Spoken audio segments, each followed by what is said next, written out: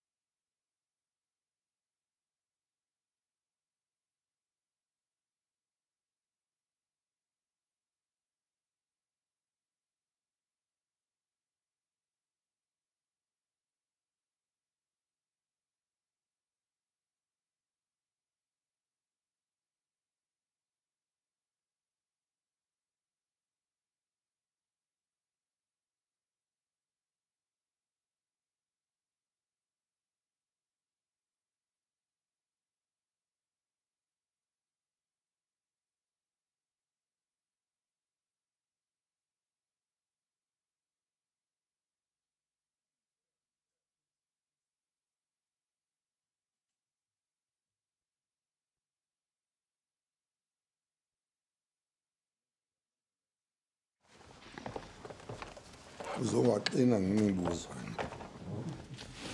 Kanti ke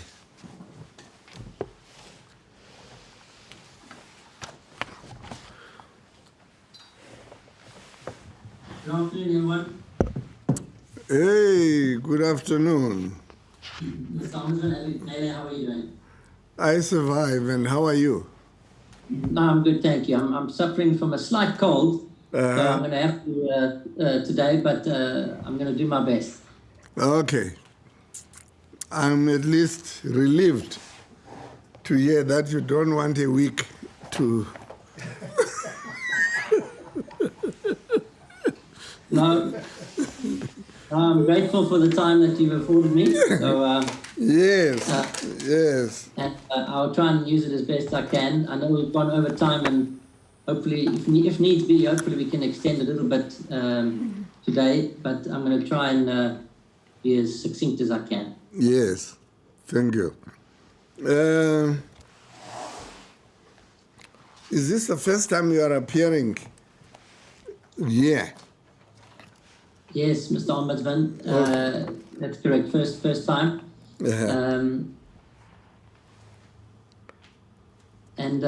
I do, in fact, we should, just one quick procedural point.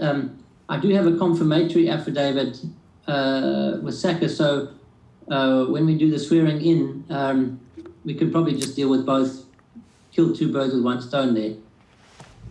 Yes. Because I took that, I did that one before Notary Public, so it would be good just to, swear me in on that one as well. Okay. Well, I think Ms. Ngale brought to my attention that there's a supplementary or additional affidavit. Annexure RDB 28, is it? That's correct, sir.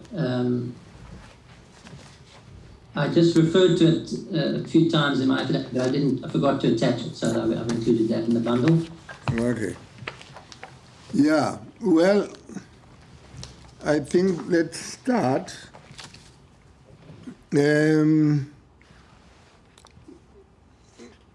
Let's get the formalities out of the way. Do you have any objection to taking the oath, Mr. Becker? No, sir, I have no objection to taking the oath. Pleased to do so, and like I said, it would probably be prudent if we take the oath in respect of both affidavits. Yes.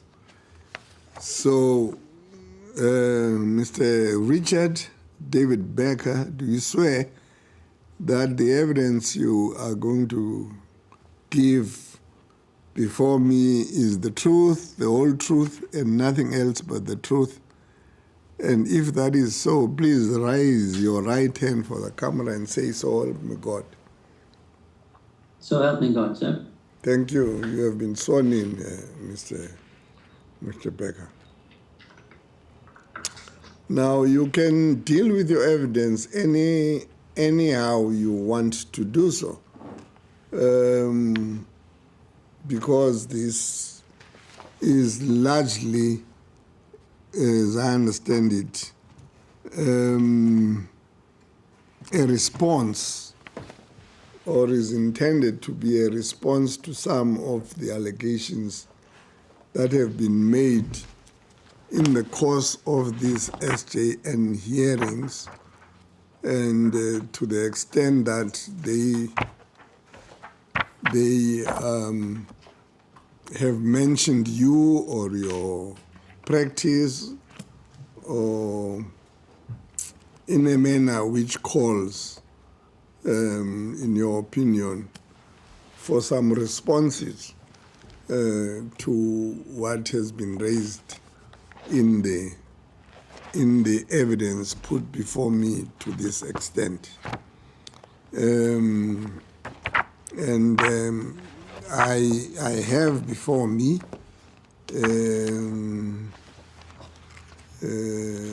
affidavit which is fairly long, as long as Mr. Louis Coles, as I can see, 329 paragraphs. Let's see how you are going to navigate this testimony, but feel free to give your evidence anyhow you want. At the end of it, there will be questions which will come from Mr. July, from me, or as we proceed, we may seek to get clarification questions. Both Advocate Nel and Mr. July are assisting me in the hearings, and I would hope that we try and get through the evidence by the end of the day, whenever the end of the day is going to be. I hope it will be sooner than later. So the floor is yours, Mr. Baker. Thank you, Mr. Ombudsman. I'm also well aware that I'm giving evidence at the same time as the Proteas are playing. So, yeah, that's a distinct disadvantage, perhaps, because I don't think anyone's going to be listening to me besides your good selves. As long as they don't blame me for whatever fortunes or misfortunes they get. Yes. Mr. Ombudsman, there are 4 parts to my affidavit, and I would suggest that, and kindly request that I deal with each part, and then we deal with questions at the end of that specific part. Hopefully that's, you're amenable to that. Yes. Yes, and if I could proceed then accordingly. I'm not going to give a lengthy introduction to myself. I'm a practicing attorney in South Africa with the firm Becker Kemp Attorneys, of which I'm the founder and the managing partner. And I've been practicing for approximately 25 years. I also have a practice in England. I've been practicing in the United Kingdom for about 22 years. And I specialize in the field of sport, media and entertainment, but specifically sports law, which is a distinct area in the United Kingdom of practice. And I actually got into the sports law quite by accident about 20 years ago when I was working in London, and I got a call to represent many of the Bafana players. You'll recall we just won the African Nations Cup in 1996. And those African players just started coming into Europe, and I ended up representing most of the Bafana team at that stage in their contract negotiations overseas. So it was kind of by accident. I'm not going to go into detail on my general experience. I'll touch briefly on my experience in cricket because I think that's relevant to these proceedings. I was the former senior counsel and then head of legal for the International Cricket Council for a period of approximately 5 years, from 2007 to 2012. And during that time, I was quite involved in, overseeing the regulations for the game. But even as far back as the early 2000s, I was involved in the first code of ethics for the ICC as an external solicitor working in London. I assisted Lord Condon in drafting that code of ethics, and he was the former head of the Metropolitan Police, who had just retired and then became an advisor to ICC. But then significantly, in my position as head of legal for the ICC, I was involved in the anti-corruption codes, and in particular in 2009, we drew up a comprehensive new code, and it was just before the big Pakistan spot fixing scandal, which I was very involved with. And that code is basically the same code as is relevant to these proceedings today. Basically, that same code was adopted by Cricket South Africa in 2015, and with some very minor modifications. But that was the birth of that code as far back as 2009, and I was very involved in drafting that as part of the new comprehensive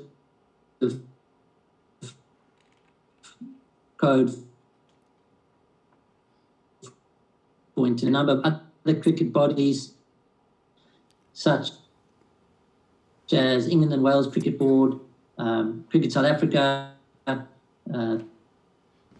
you are breaking, Mr. etc. And more recently, You are breaking now and again. In the last 15 seconds, you have been breaking. Okay, apologies. Hopefully that won't happen again. I'll just repeat that. I've acted as external legal advisor to a number of cricketing bodies around the world, such as the England and Wales Cricket Board, Cricket South Africa for several years, Bangladesh Cricket Board, Abu Dhabi Cricket in the UAE, and Western Province Cricket Association.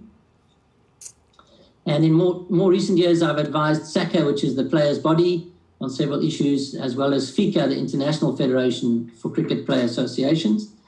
And then I've also represented several players, such as Kagiso Rabada. I represented him in his disciplinary appeal before the ICC, along with Dali Mpofu. And then I also represented Faf du Plessis in that famous Mintgate case a few years ago before the ICC. So a quite varied experience in respect of cricket specifically.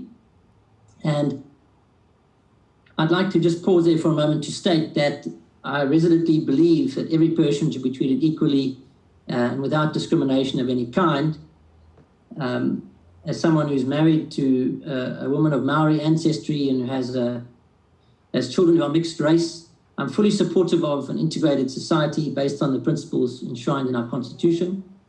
And during my career, I've always tried to promote principles of equality and non-racism, whether it's helping Lucas Radebe over 20 years ago launch his Kick Racism Out of Football campaign. I've served on Lucas Radebe's board for the last 20 years, helping him with various equality-based programs. I've advised the first Black Players Association in football in England over 15 years ago. And then I was involved in actually drafting and promoting the first anti-racism code for the sport of international cricket over 10 years ago when I was at the ICC. And I truly recognize and appreciate and support the need for reconciliation and transformation, not only in cricket, but throughout all aspects of life in South Africa.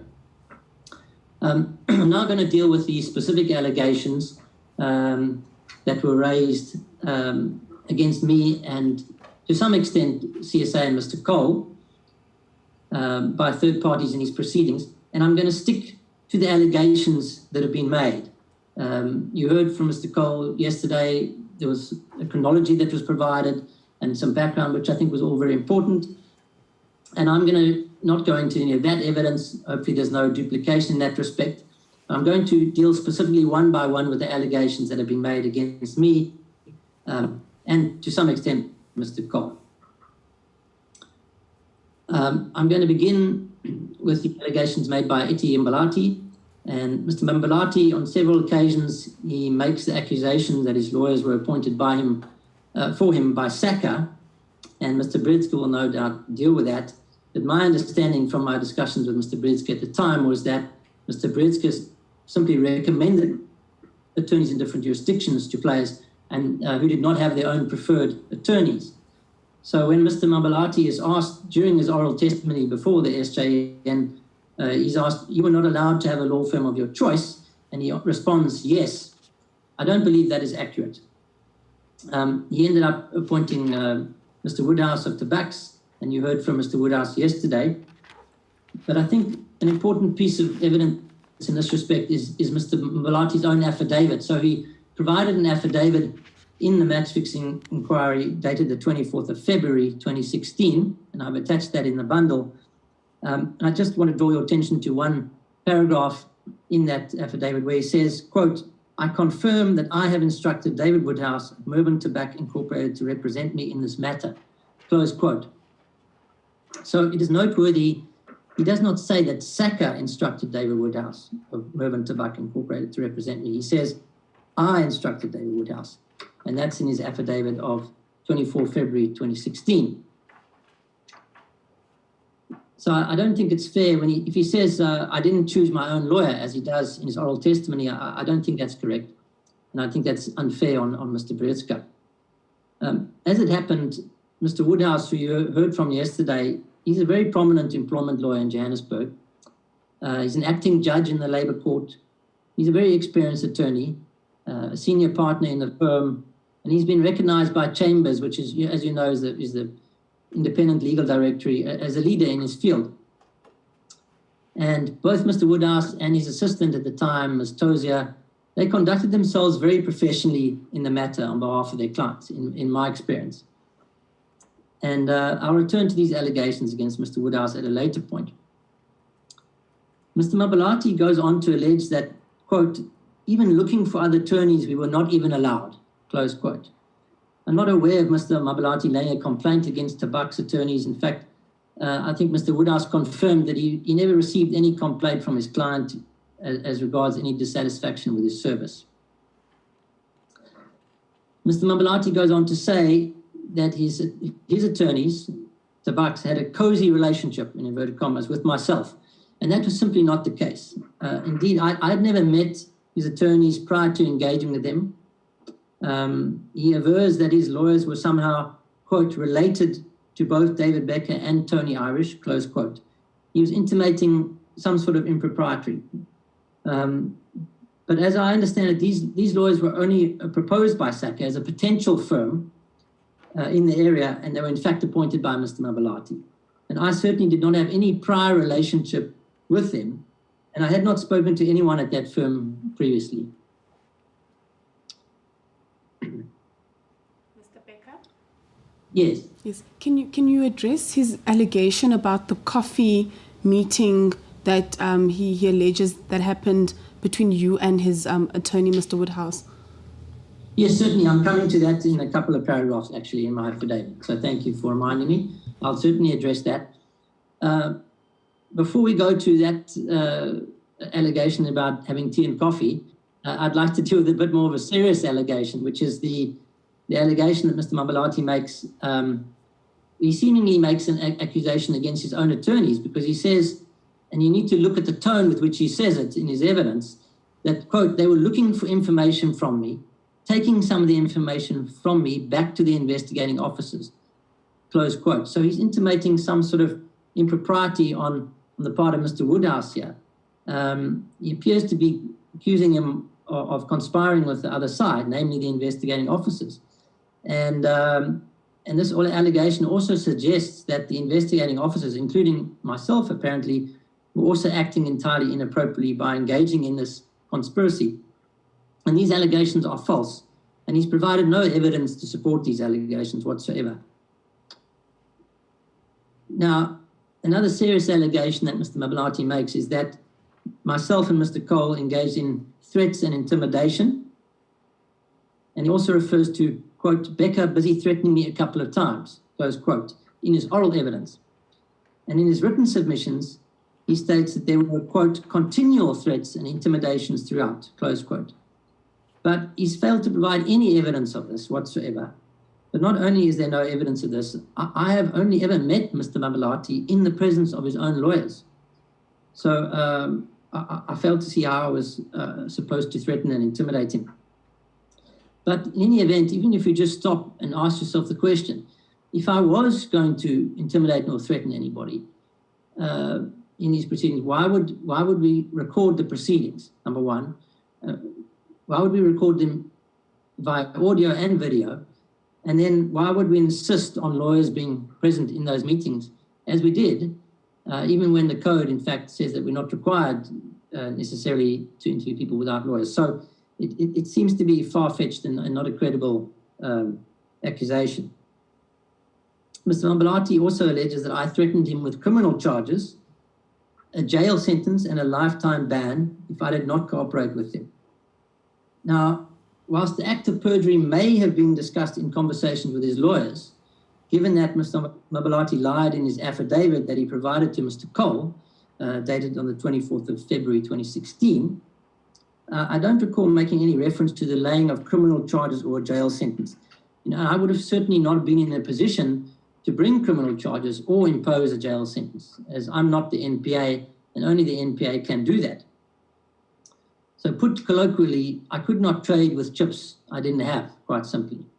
I may well have discussed the possibility of a lifetime ban with Mr. Mabalanti in the presence of his attorneys in a without prejudice discussion I had with him.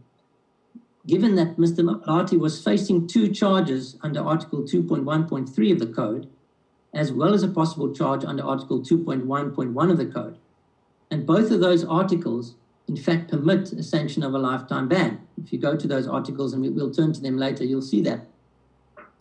Furthermore, Mr. Mabalanti eventually admitted to those 2 charges under Article 2.1.3 of the Code, which actually permit the lifetime ban. So that's evident from his sanction agreement, which I've annexed. You'll see that he admitted to those 2 charges under Article 2.1.3 of the Code. Mr. Becker?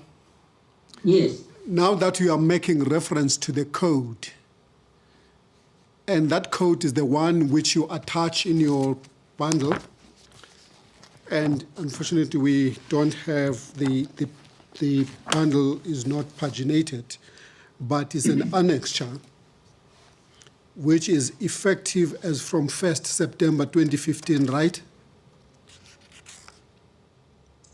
I believe so, yes. Yes, okay. Do you have an idea when was this code approved by SACA, by CSA? No, but can I perhaps finish my evidence, this segment, as we discussed up front, Okay. and then we deal with questions at the end? That is what I've requested, and I think we all agreed that up front, didn't we? Okay. Yeah, okay. I want to deal with, Excuse me, is it this first segment, you will indicate to us that this is the end now of the first segment, and then we can. Yeah, correct. So I intend to deal with Mr. Mabalanti's evidence, and then we'll have questions, if you permit, and then we'll go through each 4. I think if we stop at the end of each one, that's appropriate. Okay. That's okay. Yeah, that way you also don't forget your questions, which is important. I'd like to deal with Advocate Nele's this allegation that was raised about the tea and coffee. I'm a bit amused by it, to be honest, because Mr. Mabalanti states, quote, "When I confronted them about the coffee and tea, I didn't want to continue," close quote. I'm confused and bemused by this because it's obviously very customary when meeting other attorneys to offer them tea and coffee. There's nothing untoward in that regard. This wasn't a separate meeting that I had with Mr. Woodhouse. We had the meeting in the Protea Hotel. You've probably been there before. It was a conference room. There was coffee and tea. I'm quite sure that I would have offered Mr. Woodhouse and his associate coffee and tea. And it's very likely we were drinking coffee and tea when Mr. Mabalanti arrived. So I think there's nothing untoward about that. I failed to see the relevance of it. If I invited Mr. July to my office for a meeting, of course I would serve him coffee and tea, and likewise he would do the same. So I don't see anything strange about that. I'm somewhat bemused by it. Then I've suggested in my affidavit that the learned ombudsman inquires from Mr. Mabalanti's attorneys whether we engage in threats and intimidation. In fact, Mr. Woodhouse, I think, has already addressed that in his evidence. In his affidavit, certainly he says that we acted professionally at all times. So I think we've dealt with that. And he also, Mr. Woodhouse, in his evidence, denies passing on information inappropriately. I think if Mr. Mabalanti really believed that myself or Mr. Cole engaged in threats and intimidation, why did his lawyers not raise this with CSA, with me, or indeed with the chairman of the anti-corruption unit? Years passed by and not a word was said. In fact, Mr. Woodhouse in his affidavit says that he was astonished that he didn't, raise this issue if this was an issue. There's certainly no record of that threat and intimidation in the transcripts. I've given you the full transcript of our meeting with Mr. Mabalanti on the 6th of April 2016. There's no reference, you can read it for yourselves, to any threat or intimidation. And as I said, Mr. Woodhouse, his own lawyer, has said that our engagements with him were very professional. So that's my response on that particular allegation. Mr. Mabalanti claims that he never received a record of charges against him. Again, that's simply incorrect. And Mr. Woodhouse has affirmed that he did receive a document which detailed the charges. And this was, in fact, as Mr. Woodhouse said, in order to avoid receiving a formal charge sheet. So this was to his benefit. But the charges were detailed, they were specific, and they would have no doubt been discussed by Mr. Mabalanti with his lawyers. And Mr. Woodhouse has, in fact, confirmed that in his own evidence. And negotiations then ensued with Mr. Woodhouse. And I have to say, his lawyers negotiated firmly. There were some concessions that were made. There was some pushback on certain points. They were certainly very professional. And Mr. Mabalanti says that he got the sanction agreement by email, which wouldn't have been untoward. And he says, and these words are quite important, he says that his lawyer said he must, quote, read it, go through it, and if I'm happy, I must sign it and send it back. So the words, if I'm happy, I'd just like to draw your attention to those words because those are important. This is Mr. Mabalanti in his own evidence saying that his lawyer said, I must read it, go through it, and if I'm happy, I must sign it and send it back. Now, presumably Mr. Mabalanti was happy because what we know is, as a matter of fact, he did sign it and returned it. So I think that speaks for itself. Mr. Mabalanti goes on to state in his written affidavit that he signed the sanction agreement, quote, unwillingly and involuntarily, and that he was in fact forced to sign it. With respect, that is not the truth. He was not forced to sign it by me or his own attorneys. In fact, he did so voluntarily on his own free will. And there's certainly no evidence to suggest otherwise. I doubt very much whether his lawyers told him that he must, in inverted commas, accept the ban. You know, lawyers take instructions from their clients, as you know, not vice versa. But even on his own evidence, Mr. Mabalanti states that they asked him to read it, go through it, and, quote, if he was happy, to sign it. And Mr. Woodhouse, in his evidence, says that Mr. Mabalanti signed it freely and voluntarily. That's the evidence of his own lawyer. Mr. Woodhouse says that I sent the sanction agreement on the 13th of July.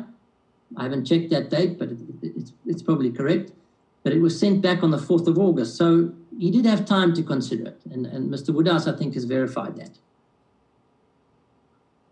If Mr. Mabalanti felt that the process was unfair or the sanctions were unfair, he had ample opportunity to raise that matter with his attorneys, and they would have raised the matter with me. They did not. And in fact, the next day, having signed the sanction agreement, Mr. Mabalanti sends through the following apology, requesting that it be included in the CSA press release. So he sends this apology. He says, quote, I would like to extend my sincere apology to both Cricket South Africa as well as the public for my involvement in this. I made a bad decision which I will regret for a long time. I would like to do all I can to prevent other players finding themselves in the difficult situation I now find myself in. Now, anyone looking at this objectively would say, but that doesn't sound like someone who's been threatened or coerced, in my view. Bearing in mind this apology came from him. The fact that now Mr. Mabalanti states in 2021 that he, quote, I wanted to appeal my ban because I felt it was too harsh. Because in that year, Chair, I didn't even play a T20 match. And then he says, again, I tried to appeal my ban. I think that's slightly indicative of his confused state of mind here, because in reality, he could not appeal his ban because he forgets this is a ban that he agreed. This is not a case where a tribunal handed down a ruling. He agreed this ban with CSA. Secondly, the fact that he did not play a T20 match obviously does not mean that he didn't engage in corrupt activities under the code. He admitted in his interview that he was available for selection. And there was a possibility that he would play. And that's discussed at length if you look at the transcript of the meeting of the 6th of April, 2016. Mr. Mabalanti complains that he was called a match fixer. And he says they, he doesn't necessarily refer to who they is, apparently, well, seemingly it's CSA, but he says they won't tell him which match he fixed. But in fact, if you look at the CSA press release on the matter, which is Annexure RDB 4, I won't go to it now, but you can look at it in your own time.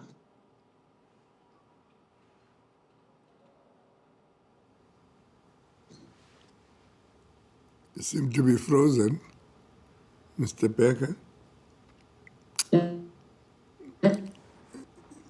Your image seems to be frozen, Mr. Becker.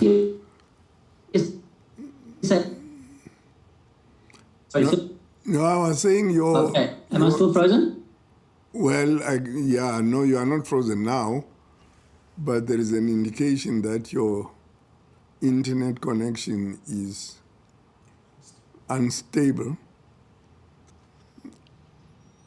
Oh dear. Okay, that's very unfortunate. I've been careful to monitor it today and yesterday. So no, let's carry on. Let's carry on. If I have to dial back in again, I will. But let's hope it. I don't want to unnecessarily repeat myself. But I think I was dealing with the CSA, this allegation that people called him a match fixer. And I just wanted to make it clear that it wasn't CSA who called him a match fixer. In fact, if you look at the press release, that's not the case. And I do have some sympathy for these players when they are referred to as match fixers in the media. I can tell you now, because CSA certainly didn't refer to them as match fixers, and they were not guilty of match fixing per se. So if that has happened in the media, I have some sympathy with the players for that. Certainly CSA didn't call them a match fixer. Now, Mr. Mabalanti states that, inverted commas, even more players that were involved, but they were not even charged. So he refers to the fact that there were more players involved and not charged, and he says they've never been investigated as well in his evidence. But Mr. Mabalanti, of course, he wouldn't know which players were investigated and which weren't. So that's quite speculative on his behalf. He wasn't a party to that information. He goes on to say, and it's quite a vague allegation, he says they were covering for a lot of things, in inverted commas. He says they were covering for a lot of things, and that's an unfair allegation. It's quite a significant allegation, because he's conspiracies to cover up, and he's provided no evidence to support that. Can you hear me loud and clear? I just want to check in. Yeah, well, there was just a couple of seconds, but yeah, I think we can live with what we had. Okay. Mr. Mabalanti goes on to state that he wishes for the case to be conducted properly. Those are the words he used, by independent people. But I was actually independent, as was Judge Ngwepe. I mean, I'm an independent attorney, an external attorney that was hired by Cricket South Africa, in the same way that Mr. July is assisting you in these proceedings today as an independent external attorney. Now, Mr. Mabalanti had a choice, of course. If he wanted to go to a tribunal, he could have proceeded to a tribunal. The code provided him with that opportunity. But he elected instead to agree a ban and to sign a sanction agreement. And that was his election. He states that he received the ban because the investigators also took advantage of his vulnerability and ignorance. Again, this is incorrect. He received the ban because he agreed to the ban, no doubt acting on the advice of his experienced attorneys and in the face of material evidence that had been presented to him. I've drawn your attention to an interview Mr. Mabalanti made on the radio a year after 2016, a year after he had signed a sanction agreement, approximately. And I think that interview is relevant because Mr. Mabalanti goes on a radio station, Power FM, and I've included the link there for you to listen to. And during the whole interview, whilst he does state that he thought his ban was harsh, he doesn't make a single comment in the entire interview about any unhappiness with the process. Makes no comment on that, and one would have thought he would have if he had a problem with the process. I I think at this juncture, it's also appropriate to reflect on what offences Mr. Mabalanti did agree to in the sanction agreement, because he said that he felt his ban was unfair. And I'm briefly going to just touch upon what he did actually agree to in his sanction agreement, the charges. So he pleaded guilty to 2 charges under Article 2.1.3 of the Code, which is seeking, accepting, offering, or agreeing to accept a bribe. And I'm summarizing here. He pleaded guilty to 2 charges under Article 2.4.1 of the Code, which is giving or providing to any participant any gift, payment, hospitality, or other benefit. So those were commissions that were paid to a third party, in this case, Mr. Bodie.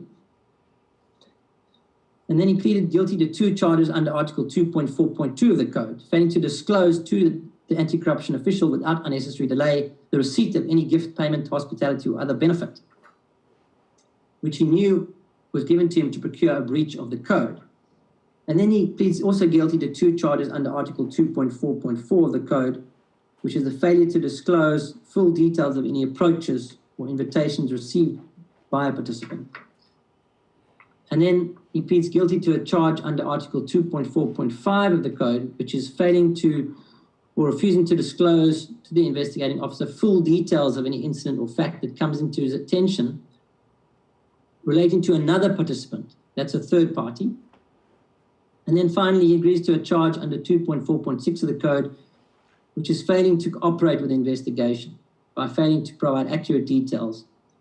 Now, in his oral testimony, Mr. Mabalanti alludes to the fact that he didn't understand the charge in relation to non-cooperation under the Code. He takes issue with that in his testimony. He says he didn't understand this charge. But I find that quite surprising, because most obviously this related to the fact that he provided an affidavit which was false. And he admitted later it was incorrect, that affidavit, and his own attorney is providing verification of that. So, to me, I'm quite surprised that he can't understand that providing a false testimony on an affidavit is non-cooperation. It would seem to me to be quite an extreme form of non-cooperation. Now, this affidavit that he gave, the reason why, in the broader scheme of things, he provided this affidavit was because that was part of a concocted version, which Mr. Bodie had agreed with those that he had approached. Namely, that Bodie and the players would all say that Bodie approached on the approaches, and that Bodie would then take the fall for that in exchange for a contribution to their legal fees. That was the concocted version. Now, the contents of Mr. Mabalanti's affidavit are self-evident. He basically says that Bodie approached him and he told him, I would never do something like that. I told him I had 2 cricket academies and I had a cricket career ahead of me and I would not get involved in anything that would jeopardize it. And he subsequently says that after that meeting with Bodie, there was further contact between Bodie and I, but it was not about match fixing or spot fixing. And then he goes on to say in that affidavit that at all times during the investigation, he gave his full cooperation and disclosed everything. Unfortunately, for Mr. Mabalanti, not only was he untruthful to Mr. Cole when questioned about the matter on the 23rd of December 2015, but then he was also untruthful in that particular affidavit on the 24th of February 2016. Both in terms of providing a true account of what happened, but also in terms of paragraph 12 of the affidavit, where he says, at all times during the investigation, I've given my full cooperation and disclosed everything that I could recall about the alleged approach made by Mr. Bodie. When Mr. Cole and I met with Mr. Mabalanti on the 15th of March 2016 in Johannesburg, we raised the fact that the evidence in our possession did not support Mr. Mabalanti's version. And it became obvious to Mr. Woodhouse that his client had not told him the full truth about the matter. So there was a short adjournment while he could then go away. There was a short adjournment after which he came back and he said, I need to consult further with my client. Then on the 6th of April 2016, we met with Mr. Mabalanti again, Mr. Cole, my associate, and his 2 attorneys at the Protea Hotel. And it was at that meeting that he made a number of admissions, Mr. Mabalanti.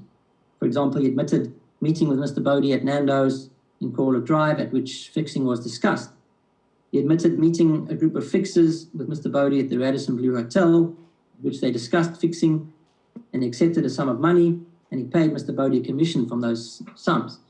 He admitted to meeting a second fixer, from a separate group at the Silver Star Casino, at which he again accepted money. And according to Bodie, Mr. Mabalanti paid him a commission for that as well.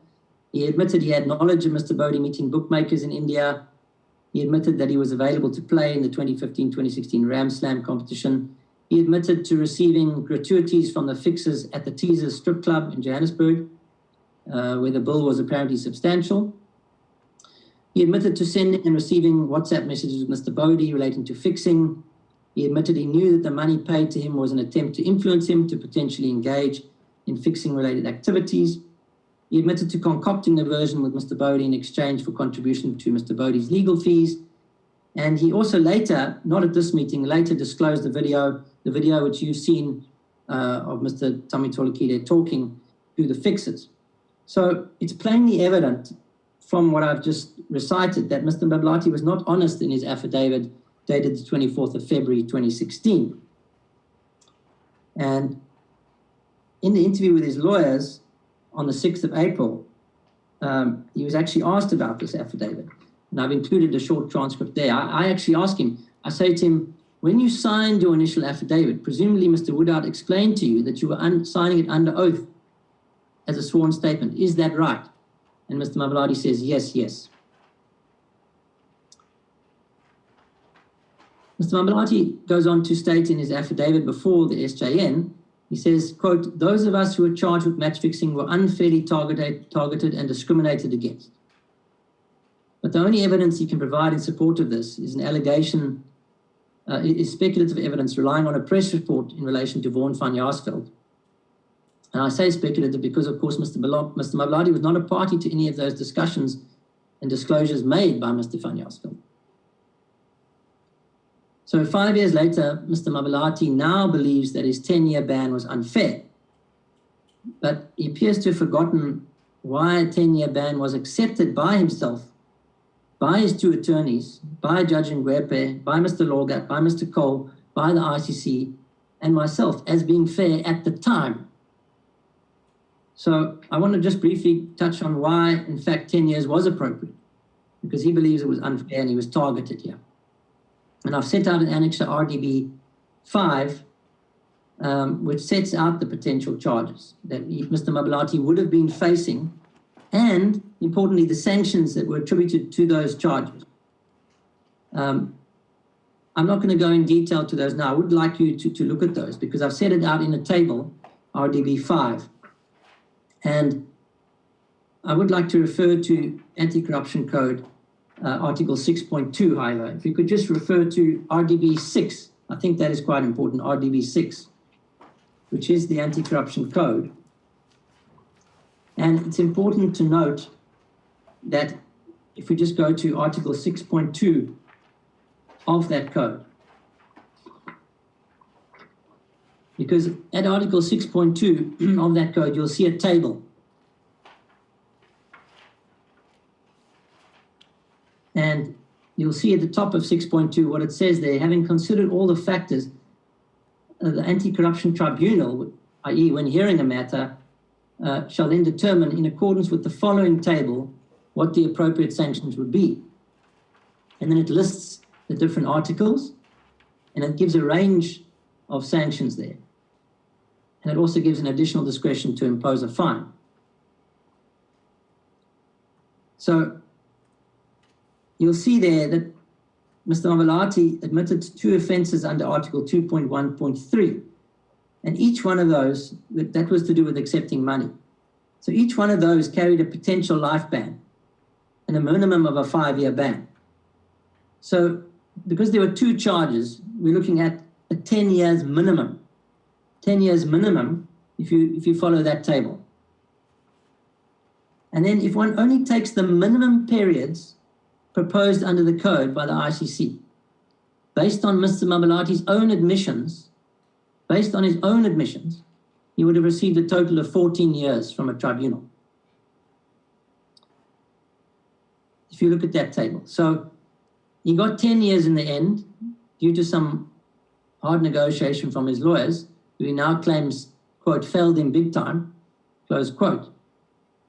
But he says in his affidavit, quote, it still does not make sense to me, close quote. And I think it would help if Mr. Mabalanti read the code, read his sanction agreement, and then did the mathematics. I think he would see that actually 10 years is reasonable and appropriate.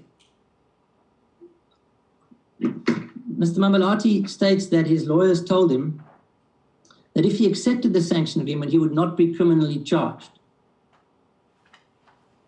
I would be very surprised if his lawyers told him that, since criminal charges were not part of the sanction agreement at all. They were not even part of the discussions or negotiations around the sanction agreement, because only the NPA can negotiate around criminal charges. I would never be in a position to do that. I think you appreciate that. Similarly, if there was supposed to be some other clause relating to this in the sanction agreement, this would have been included in the sanction agreement itself, because you will have seen there is an entire agreement clause in the sanction agreement, which states that the sanction agreement incorporates all the terms of the agreement between the parties. So if such an agreement did exist, then one would have expected Mr. Mabalanti to have pointed that out to his lawyers, and his lawyers to have ensured that it was included in the sanction agreement. I think the fact that it wasn't in the sanction agreement speaks for itself. In the same paragraph, Mr. Mabalanti says that following receipt of an email from the Hawks on the 10th of February 2020, he, quote, told his lawyer about the email from the Hawks, and he told me that he does not deal with criminal law, close quote. And what is slightly odd about this statement is that he appears to be saying that he consulted his lawyer, i.e. the same lawyer, Mr. Woodhouse, about the email, but his lawyer said that he does not deal with criminal law. This is the same lawyer Mr. Mabalanti appears to accuse of some sort of impropriety or failing him in some way. And I found it interesting that he would consult the same lawyer if he felt so unfavorably disposed towards him. Finally, like Mr. Peterson, whose claims are strikingly similar in toto, Mr. Mabalanti endeavors to make some kind of comparative analysis with the Hansi Cronje case. But those cases were in the year 2000, some 16 years before the fixing scandal in question. In this regard, it's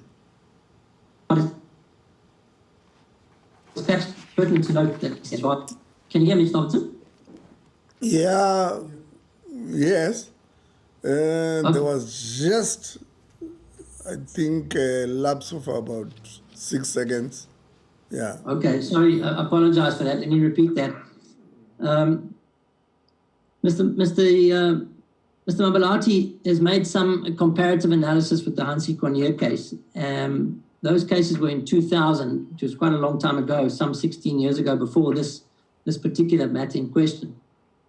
And it's important for this panel to know that we did consult extensively with the ICC on the sanctions.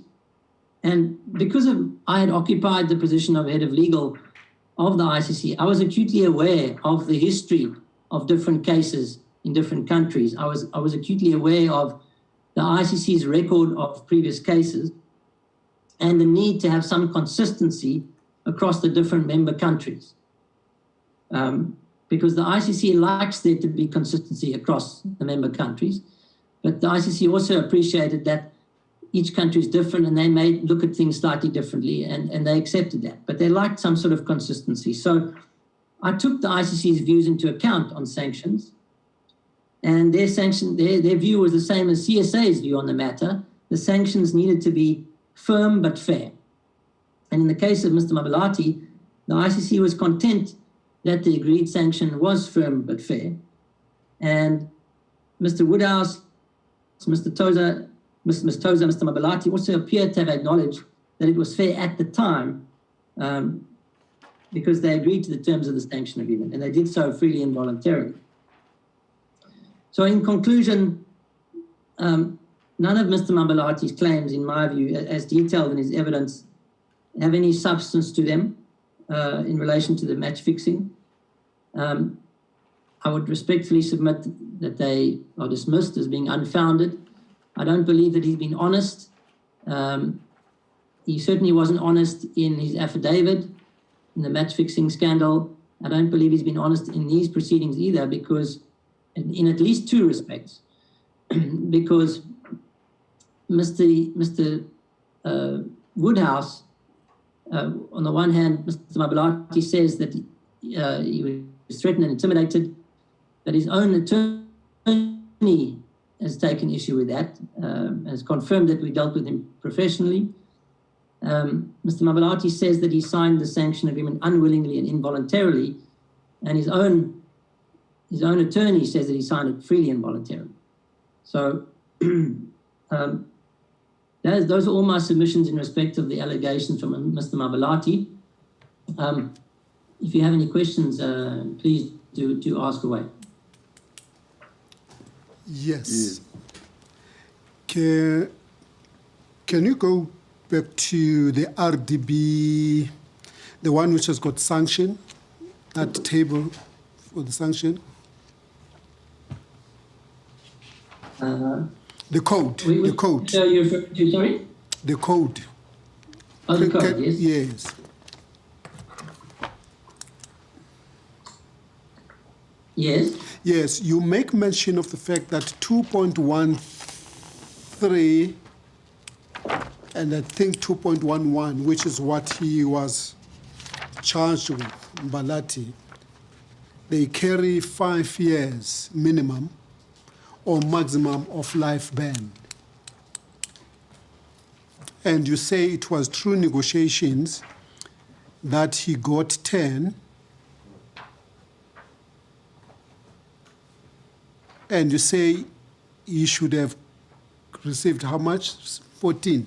There's a number that you mentioned, about 14-year ban. Had it not because of the negotiations?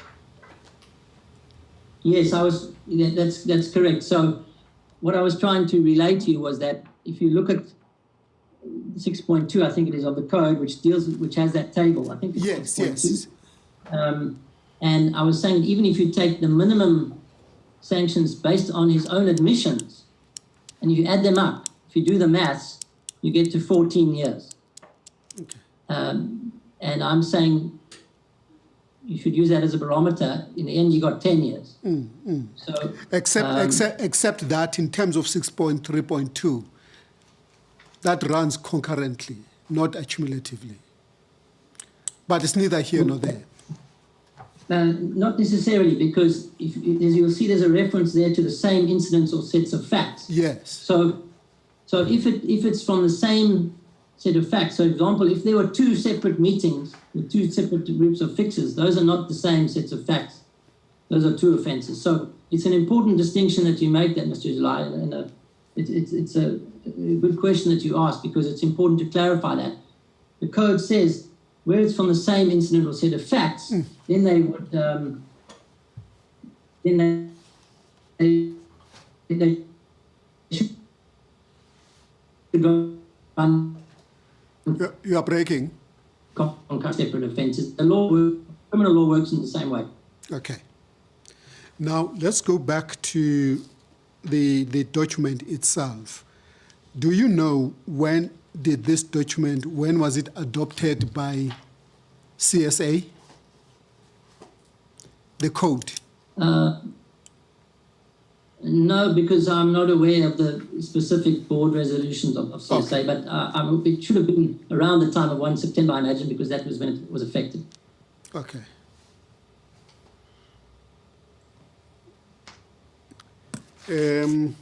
At paragraph 28, when Mr. Mabalanti said he would want, you understand him to be saying you were not independent, but I don't read it that way. I understand him to be saying he would want the matter where there's a presiding officer. As it is now, independent as you might have been, but there was no presiding officer. It was, in other words, it has not yet reached the disciplinary tribunal stage. it was a settlement. So I'm not saying he's right. I'm just saying I don't think he questions your independence, nor questions the independence of Judge Ngwebe there. All what he's saying is the presiding officer. Yeah. Yeah, fair enough. And of course, had he gone to a tribunal, he would have been before an independent panel, Yes. as you'll see on the provisions of the code. And in fact, it's worth noting, I had already convened an independent tribunal, an independent panel. One who was a retired judge. I think one was a very respectable attorney, and one was a professor. So we had actually already convened a panel of independent people. Yes, at paragraph 24, the apology there, wasn't the apology part of the settlement? So you had to agree to the settlement and apologize. It's not like you had options. Whether you apologize, you can just accept the sanction without an apology.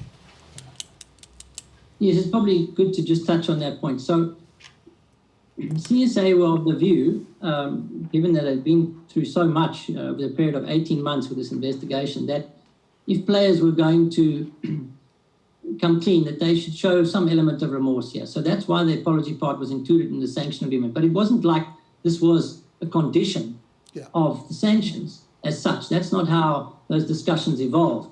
The sanction agreement was an agreement. There was consensus on the issue. So if a person felt that they didn't want to apologize or whatever, then they weren't going to insist on that. In fact, that happened with Mr. Tulikile. In the end, he didn't apologize. And CSA didn't say, you're now in breach of your sanction agreement. So, but also it's important, I won't dwell on it in any great detail, but providing, the code makes reference to the substantial assistance under the code, and the element of remorse is intended to be part of that. So that's the background to this whole apology being included. Yeah. In fact, Tulikile is of the view that one of the reasons why he received the sanction, which was more than any of the other players, was because he refused to apologize. No, that's not the case. In fact, let's deal with Tulikile when we get there. Yeah. Okay. That's because he mentioned it. I know. Yeah. Yes, Okay. that's a good idea, Mr. Ondo. Let's deal with him when we get there. I think we're dealing with him next. So. Yes. No, that's fine. We'll find out when exactly was the code adopted and became applicable. Those are my questions from my side. Yes. Any questions? Okay, I just have one question. I know in your paragraph 13, it seeks to deal with Mr. Mbalanti's paragraph 58. I'm just trying to understand, and maybe it's a question I should have posed to Mr. Mabalanti instead, but I'm trying to understand the relevance of your relationship with Mr. Tony Irish and why he says that relationship made him uncomfortable. Yes, it's a good question because that's come up elsewhere in the proceedings. But I think it's born out of confusion, you see, because some people thought and still think for some reason in these proceedings that I acted for SACA or that I was involved in SACA or that SACA conducted the investigation. You'll see references to that. And that's simply not the case. SACA will explain in more detail tomorrow, I'm sure, what their involvement was, but they weren't involved in the investigation itself. They didn't appoint me. I was acting for CSA. This intimation that I was involved with Tony Irish, I don't see the relevance of it in the context of this match fixing at all. Thank you, Mr. Baker. That's all from my side for this section. If we'll go to Tammy then. Tammy Tulikile. Yeah. Can I proceed, Mr. Ombudsman? Yes. Okay. I'll now deal with the allegations from Tommy Tulikile. And interestingly, in his oral testimony before the SJN, he said that he did not wish to deal with the match fixing. But in the very next breath, he does talk about the match fixing. And he says, and I'll quote this part because it's important. He says, quote, Mr. Becker himself knows, and Louis Cole knows, that there are a lot more other players that are involved. And in the process itself, black players were targeted and they were treated unfairly. And then he says, if you want my story, I've spoken to Robert Marawa. When I spoke to Robert Marawa, I've had Hawks. I have it on my phone and in my emails. I consented to that. But nonetheless, I did speak about match fixing. So if you want me to speak about match fixing, we will need 3 full days to talk about it. And I can talk, close quote. So on the one hand, Mr. Tulikile says he does not wish to talk about the matter, but on the other hand, he makes a very far-reaching, broad statement on the matter, which, given the fact that the Ombudsman is empowered to make findings on the matter, I must now address that allegation. The most concerning statement that Mr. Tulikile makes is that black players were targeted. And in his interview on Marawa Sports Worldwide, he makes a similar allegation referring to the targeting of black players. And it appears that that statement is directed at me. And that statement is refuted in the strongest terms. Because Mr. Tulikile is effectively saying that myself and Mr. Cole acted in a racist manner. And even worse, the use of the word target suggests that this was deliberate. So these are very serious allegations. Now, there are various reasons why this statement about the targeting of black players has absolutely no foundation, and it must be firmly rejected in my submission. Firstly, it's important to note that as investigators, we simply followed the evidence. The kingpin in this entire investigation and the primary middleman in this whole affair was Mr. Bodie. It was Mr. Bodie who approached the individuals in question. And it was Mr. Bodie who implicated Mr. Tulikile, Mr. Sotobi, Mr. Machikwe, Mr. Mabalanti, and Mr. Symes, and Mr. Peterson. And it was clear from the evidence that provided to us, Mr. Bodie, that he approached these people because A, they were good friends of his, and B, he thought he might be able to persuade them to engage in matters of this nature. That was the premise of this approach, and that makes sense. I mean, he approached people who, for whatever reason, he thought may be vulnerable or malleable in some way. Otherwise, why approach them given the risk of exposure, right? That makes sense. So Mr. Bodie implicated these individuals, not Mr. Cole or I. We simply followed the evidence as one would expect. In the same way as the OTO conducts itself, it's an inquiry. You don't go about targeting the individuals in your inquiry, you simply follow the evidence. Secondly, it's important to know that I was an independent external attorney advising CSA in this regard. Why would I, as an independent person in an investigation, now target black players? And this is like saying Mr. July, as an independent external attorney advising the SJN, is deliberately targeting white people in the SJN proceedings. It's a ridiculous statement to make. He wouldn't do that. It's a far-fetched statement to make, in my view. Thirdly, as I've explained in detail in the section dealing with Mr. Peterson, there were 4 people involved in this investigation. The protocols of the investigation followed that endorsed by the ICC, and I won't go into too much detail on this, but it's clear that the anti-corruption officer, Mr. Cole, reported directly to the chief executive, as did I, and we also reported to the independent chair of the CSA anti-corruption unit, Judge Bernard Ngwepe.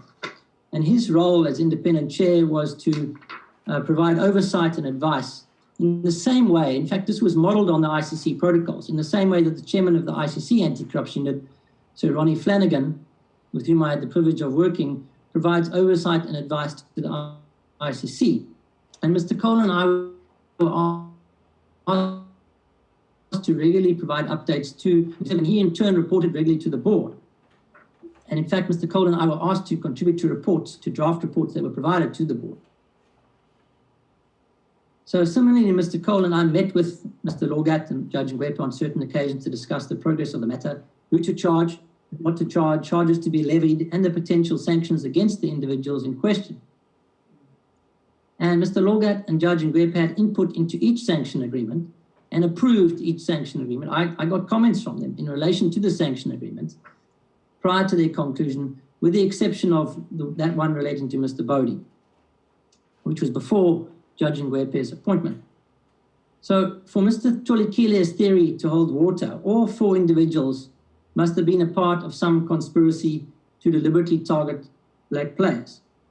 And not only is this extremely unlikely, in my submission, it's highly inconceivable, given that two of the four people were black. Not only that, two of the four people, namely Mr. Lorgat and Mr. Ngwepe, Judge Ngwepe, are very prominent people in South Africa. Why would they deliberately target black people as part of an investigation, thereby putting their esteemed careers at risk?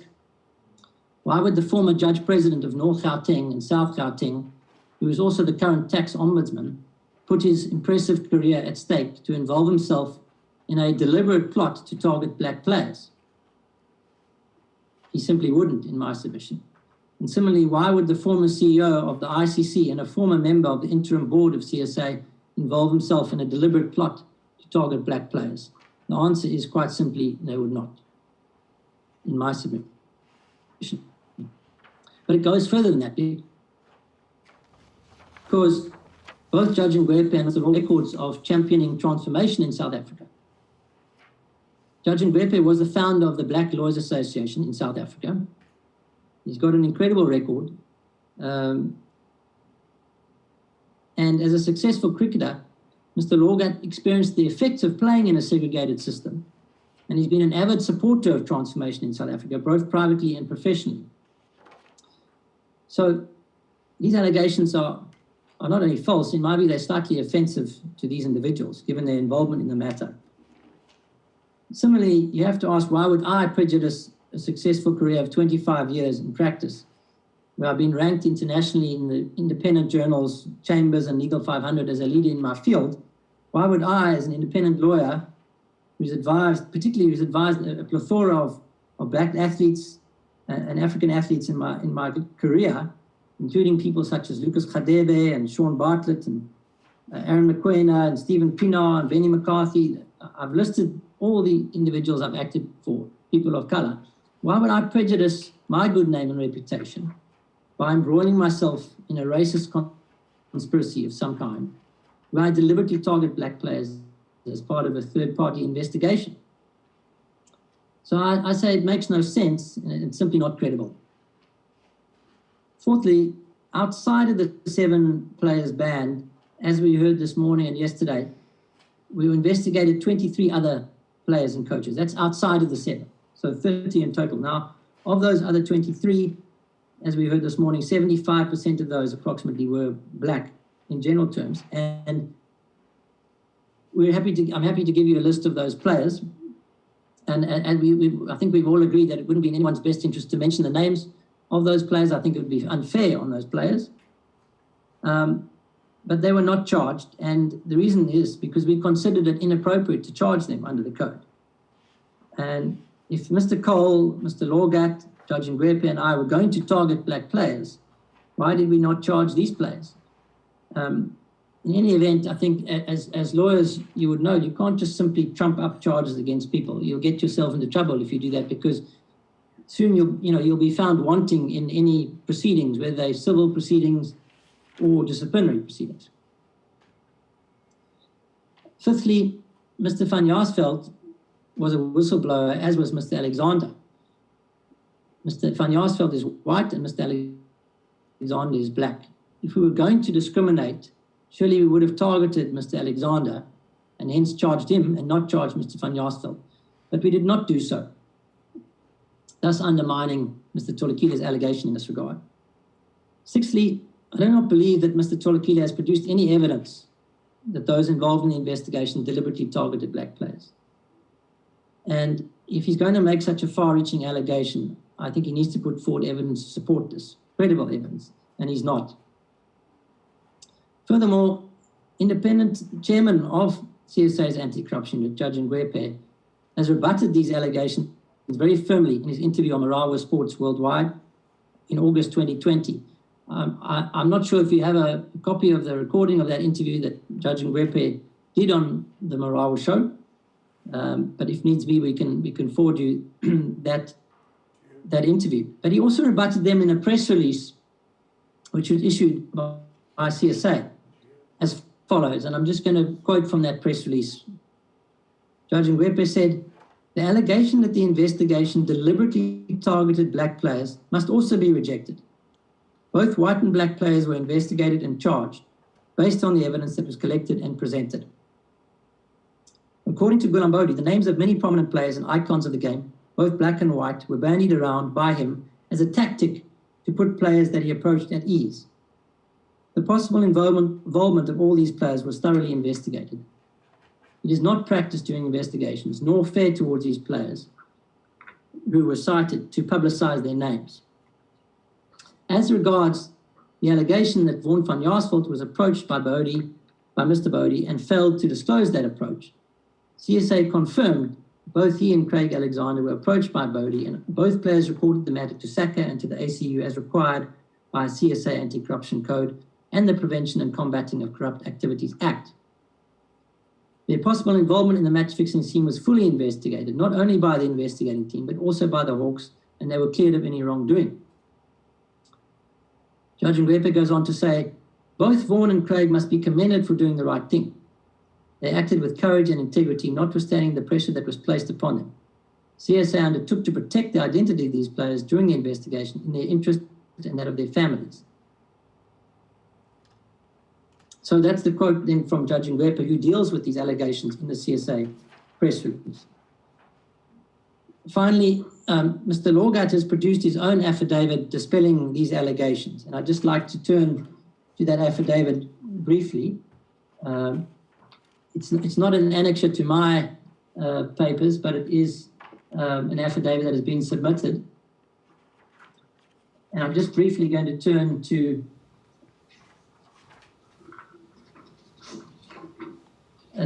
a paragraph in that affidavit from Mr. Lorgat. I'm reading from paragraph 14 of Mr. Lorgat's affidavit.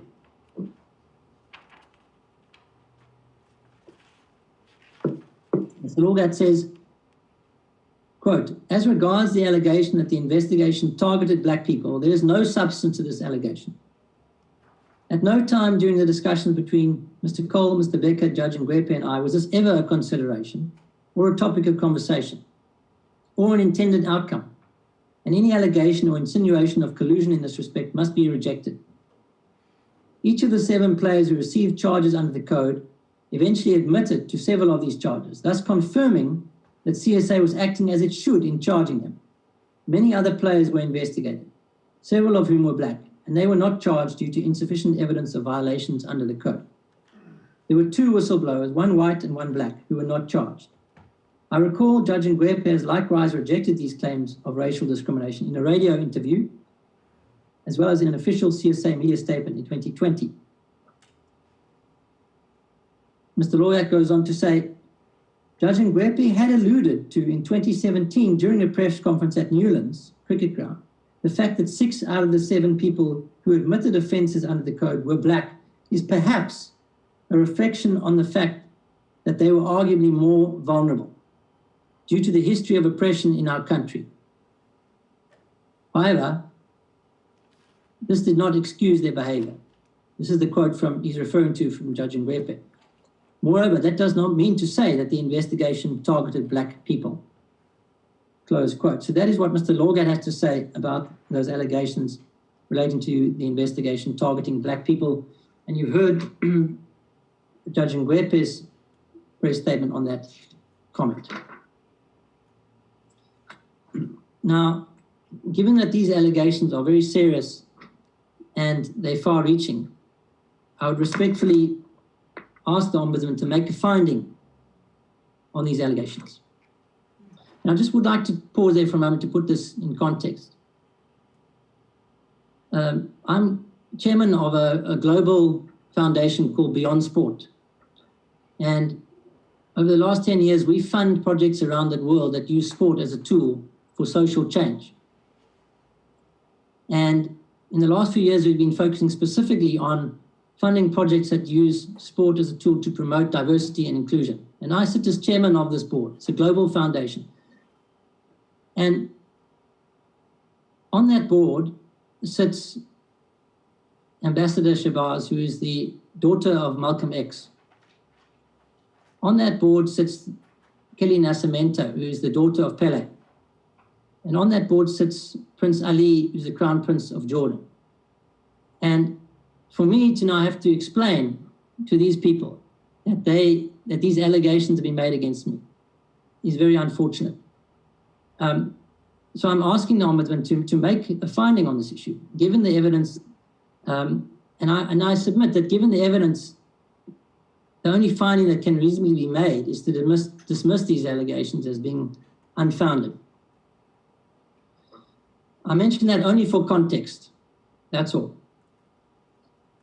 Now, as regards the additional allegation by Mr. Tulikile that black players were treated unfairly, Mr. Tulikile has again produced no evidence of this, despite having had the opportunity to do so. And likewise, I would submit that this allegation must be found to have no merit. Now, despite saying he does not wish to deal with the match-fixing investigation, he makes further broad allegations in this regard in his written statement to the SJN dated the 5th of May. So he actually provided two statements, you'll recall. And he affirmed this statement of the 5th of May because Mr. July, when he swore him in, Mr. July asks him, he says, on 5th of May 2021, you made submission to the SJN. Do you recall that? Mr. Tulikile says, yes, that's correct. Mr. July then says, and when you take an oath, you stand by that statement. Is that correct? Mr. Tulikile says, correct. So I want to just turn briefly to a statement of the 5th of July. And in that statement, Mr. Tulikile says, quote, a remarkable and the worst experience is when I got banned for years for match fixings, 12 years to be exact, compared to the others who got 2 years, 4, 5, 6 years, and 8 years. Justice was never done to me. How the investigation went and all the accusation that I did match fixing. Close quote. So in a nutshell, he says that it was unjust, even though he agreed to these sanctions. Now, I need to address several elements of the statement. It's important, firstly, to remember that Mr. Tulikile never got banned, in inverted commas. He never got, he agreed to ban. And having no doubt been advised to do so on behalf of his 3 lawyers. He had an experienced legal team, Mr. Lawrence van Zyl, an advocate, Ines Ferreira from the Cape Bar, and Mr. Francois Brink, who was a lawyer from his own agency, One World of Sport. Secondly, Mr. Tulikile was not banned for years for match fixings, as he puts it. I'll detail below what offences Mr. Tulikile pleaded guilty to, but these did not include engaging in match fixing. It appears that even on his own version, he's confused as to what the ban was for. Thirdly, he says, quote, justice was never done to me, close quote, implying that he was a victim. But again, this is not consistent with the fact that he entered into a sanction agreement through a process of consensus. He did not receive a judgment handed down by a court or tribunal. He had the opportunity to negotiate a plea bargain arrangement via consensus, and he did so. This was not a case of justice being meted out to him. Respectfully, one cannot play the victim card when one has entered into an agreement freely and voluntarily via a process of consensus, in my submission. Fourthly, he refers to, quote, all the accusation that I did match fixing, close quote. Again, if there were accusations that he engaged in match fixing, these are unfortunate, but they did not come from CSA or myself. And I refer you again to the official press release from CSA marked RDB4, and you can see very clearly what Mr. Tulikile admitted to and what it says that he admitted to. None of those include match fixing. Just to remind ourselves, it refers to a ban of 12 years, that press release, for contriving to fix a match or matches in the 2015 Ram Slam, for failing to disclose to the ICC Anti-Corruption Office the full details of an approach to engage in corrupt conduct, for failing to disclose full details of matters evidencing a breach of the code by another participant, and for obstructing or delaying the investigation by destroying evidence that was relevant to the investigation. So it doesn't refer to being charged or banned for match fixing. Now, Mr. Tulikile appears to be unhappy with the extent of the agreed ban, namely the 12 years. And it's therefore necessary for us in dealing with this allegation to go through why 12 years was appropriate ban. Now, according to Mr. Bodie, who signed a detailed affidavit, Mr. Bodie says that he approached Mr. Tulikile in August or September 2015 for the first time at Nando's, and he persuaded him to participate in a spot fixing scheme and advised that he could earn $50,000 per job. Mr. Tulikile's role as captain would be to make decisions that would facilitate a fix. Mr. Tulikile agreed to participate but could not agree on the commission that Mr. Bodie would receive. Mr. Tulikile had offered to recruit Mr. Tutobi and Mr. Peterson to participate. Mr. Tulikile had informed him, Mr. Bodie, that he had successfully recruited Mr. Tutobi and Mr. Peterson. Mr. Bodie had picked up Mr. Tulikile at the Gautrain station in Sandton and took him to the Radisson Blue Hotel in Sandton on 23 September 2015. Some friends of Mr. Tulikile had met them at the Radisson Blue before they all left for the Grand Adult Entertainment Club later that evening. Bodie says in the hotel, Mr. Tulikile had met Mr. Bodie's friends from India. Mr. Becker? Yes. Is it your intention to read that up to W just before paragraph 64? Yes, okay, perhaps I take your lead on it. I don't need to go into all these paragraphs, but yeah. I think you get the picture. Yeah. I think you get the picture that these are the allegations that came from Mr. Bodie. Yeah. And I'll pause there and move on to the next paragraph. Now, according to Mr. Peterson, Mr. Tulikile was the one who approached him about fixing at the meeting at Nando's, not the other way around. And Mr. Peterson stated that Mr. Tulikile admitted to him that he had received 75,000 Rand from the fixers. Mr. Peterson says, as we sat down, we had our drinks, and then waiting for the food, Tommy came straight out in front and said, I met with the Indians. Ghulam introduced him. They called the big guys, 5 of them, and they gave him 75,000 Rand, which they called just a token of appreciation or something that they, just to meet with him. And then he explained to me about the whole match fixing thing. So that's the evidence of Peterson about that meeting. And then, of course, we've got the video, which you saw yesterday when Mr. Tulikile is heard having a conversation with one of the fixers. And I'm not going to recite the transcript of that video either, other than to say Mr. Tulikile confirms that who the definites are. He says, Pumi's in, Lopsy's in, Symes is in, but let's leave Symes because I don't think he's going to play. So you've seen that video. My point is that there was material evidence along with the various additional WhatsApp evidence and other related evidence to indicate that Mr. Tulikile was not only implicated in the match fixing scandal, but that he played a key role in recruiting other players. And I've taken you shortly after that to RDB 7, which is a similar table where we set out the allegations against Mr. Tulikile together with the particular sanctions as proposed by the code. Again, I won't go through that in any great detail, but I think it's really important for you to have a look at that. Because again, if one only takes a minimalistic approach to those offenses in terms of the sanctions, and you just do the maths, purely from a mathematical point of view, one arrives at a ban of 12 years. And the learned ombudsman will appreciate that even in a plea bargain situation, CSA was not bound to agree the minimum level of sanctions. So even if you do those maths and you take the offenses which he admitted to, you get to 12 years, I believe. So in my view, that was a very fair, reasonable sanction based on his own admissions. And perhaps that's why his legal team encouraged him to accept it.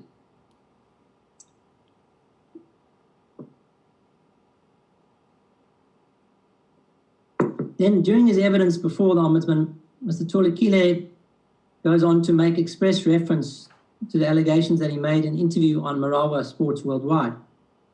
And he offers to provide a copy of the interview to the Ombudsman, and the Ombudsman has in turn sought a copy from Mr. Tulikile on the basis that it might assist the Office of the Transformation Ombudsman in the determination of issues for report and for whatever recommendations we need to make about the testimony before us. So Mr. Tulikile appears to rely on this document, and given that the contents of this interview are now before the Ombudsman, I'd like to deal very briefly with some of those allegations that he's made there. And I've included the transcript of that.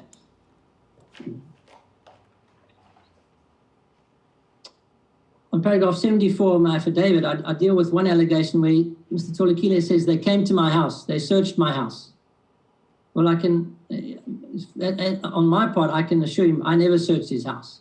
I was in his doorway and I handed him a document. I've also inquired from the gentleman from San Andre who attended at his house, and he assured me he never searched Mr. Tulikile's house. Mr. Tulikile says, everything I've been accused of, they've come to me either by SMS or by email, and apologizing for the accusations. I'm not aware of any email or SMS to Mr. Tulikile apologizing for the accusations that have been made against him. I think that would be odd, given that he pleaded guilty to 6 charges under the code. Mr. Tulikile also says, when I was charged, Rob, they went to the papers, they went to the TVs, they went everywhere, Rob. They say Tommy Tulikile is involved in a fix. And he repeats that allegation. They went on to the public, they went on TV. He doesn't say who this is, but I can assure you, I certainly never went on TV or on radio or gave any interviews. The CSA released a press statement to that effect, and I believe that was the only press statement they released. Then a really important accusation and a significant accusation that he makes is that SACA provided us with lawyers, right? And he makes this allegation, I think, 6 times during that show. And he also says they convinced us to accept the charges. Now, I've set out an email from his own agents, which would take issue with that point. So his own agents confirmed that they appointed his lawyers and that Mr. Tulikile had no objection to that appointment. So we've got an email from his own agents taking issue with that. And he also sent a WhatsApp to Mr. Brezka, where on the 19th of January, where Tommy Tulikile says to Mr. Brezka, I've managed to get my own lawyer, who I saw on Monday. So I've included those in the bundle. So that's not correct when he says that. Unfortunately, he perpetuates mistruth throughout the interview on 6 different occasions. He says, quote, I was given my lawyer by SACA. He says, again, the same Tony Irish who organized me a lawyer on my behalf. And he says, Tommy Tulikile, I was given a lawyer. He repeats this 6 times in total. But that's not clear. Sorry, it is clear that that's false, because his own agents have confirmed that he appointed his lawyer for them. And he sent a WhatsApp message to Mr. Brezka confirming that he's managed to get his own lawyer. So that was an untruth that was perpetuated throughout that interview. He also says that SACA convinced us to accept the charges. And this is also untrue and unfair, because SACA was not advising Mr. Tulikile. In fact, Mr. Tulikile had 3 lawyers advising him, all appointed by him. And he was also advised by Arthur Turner. Now, you may not be aware of who Arthur Turner is, but he's probably a player agent in the country. And he was the former CEO of Western Province Cricket. Now, SACA was not providing any advice to Mr. Tulikile, because I don't see how they could have. They were not aware of the facts of the investigation. They were not even aware of the charges. They were not aware of the terms of the sanction agreements. They were not involved in the process of negotiating those sanction agreements. So they could not have been advising him. Then, surprisingly, these allegations are made that I was employed by SACA, which is not true. But unfortunately, Mr. Marawa, in his enthusiasm, goes further, and he says that I was the CEO of SACA. He says, are you surprised now David Becker is now the CEO of SACA? And that perpetuates a whole conversation, which is also false. And I was not a director of SACA, I was not employed by them. Mr. Tulikile then says, Tony Irish employed David Becker as an investigation officer. That's clearly not true. CSA appointed me as an advisor. So he's clearly confused about that, and he's throwing out these wild accusations.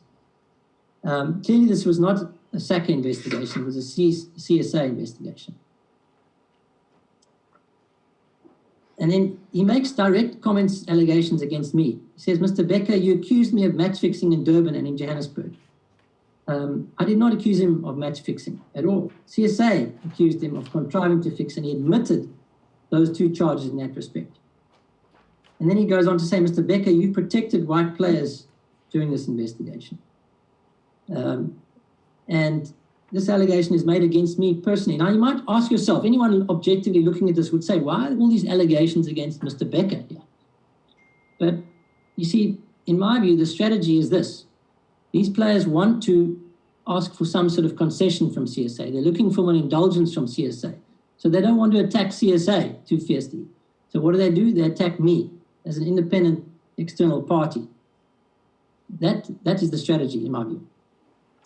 Mr. Tulikile again makes various wild, provocative statements.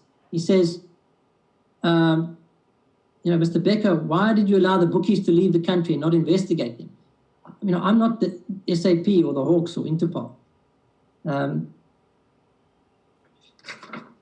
Then he goes on to make a number of other allegations against me. He says, David Becker gives me a sanction, but now he claims that I did the match fixing. He went to the papers, he went on TVs, he went to the radios, he mentioned my reputation, Rob. He mentioned my son.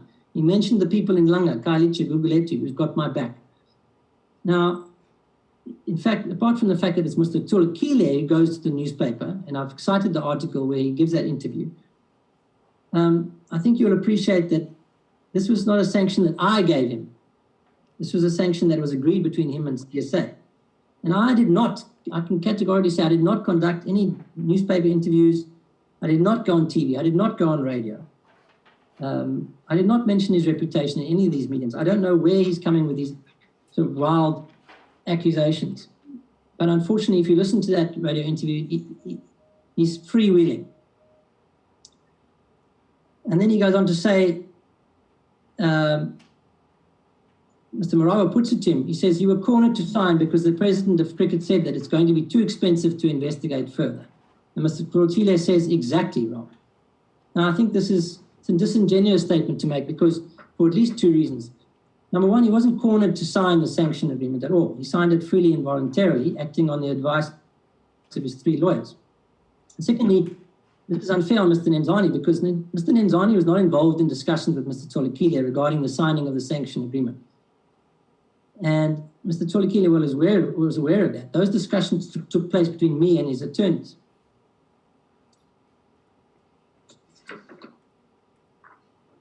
And it's quite evident from the above that Mr. Tulikile used the Marawa show to sprout a plethora of untruths. Now, unfortunately, Mr. Marawa swallowed them hook, line, and sinker because he concludes by saying, rather ironically, I want to thank you for your honesty. Now, what's very surprising is that Mr. Tulikile chose not to reiterate these complaints in this forum because in the Marawa interview, he specifically calls for a commission of inquiry, Mr. Tulikile. He calls for a commission of inquiry, and now he's been given this opportunity. This is his big chance that he's waiting for. And then he does an about turn and decides he doesn't want to speak about the matter. Now, I don't know the reasons for that, but I suspect that one of them might be he does not wish to make the same allegations before the SJN under oath. Now, the obvious question one must ask is, why are these allegations about unfairness and racial prejudice, why were they not made in the 4 years following the sanction agreement? If Mr. Tulikile thought that the sanction agreement was unfair, or that he was cornered to sign it, or the investigation targeted black people, A, why did he sign it? But B, after signing it, why did he then not personally or through his lawyers approach CSA or the independent chair of the anti-corruption unit over a period of 4 years? He does nothing. And I believe this speaks for itself. And I suspect the answer to this question has much to do with his personality. And he describes himself, these are only his words, as a hustler. And I've gone through the dictionary to try and find the definition of the hustler. And the most favorable one to Mr. Tulikile would be someone who is opportunistic. He described himself, and I believe he's been opportunistic both 6 years ago and in these proceedings. So I think that, and that's a description he's made of himself. Mr. Peterson described him as a person who lives on the edge. And I think he was opportunistic when he came to spotting a potential opportunity with Mr. Bodie. And he's doing so now. And I believe he's taken advantage of this platform. In conclusion, it's evident that Mr. Tulikile's allegations in respect to the fixing investigation have no merit. It is submitted. Based on a cold, hard analysis of the allegations that Mr. Tulikile has made in this regard, both before the SJN and on Marawa Sports Worldwide, which are now before the Ombudsman, I would ask the learned Ombudsman to find that these allegations are simply unfounded and cannot be sustained. Thank you, Mr. Ombudsman. If you have any questions relating to Mr. Tulikile, please fire away.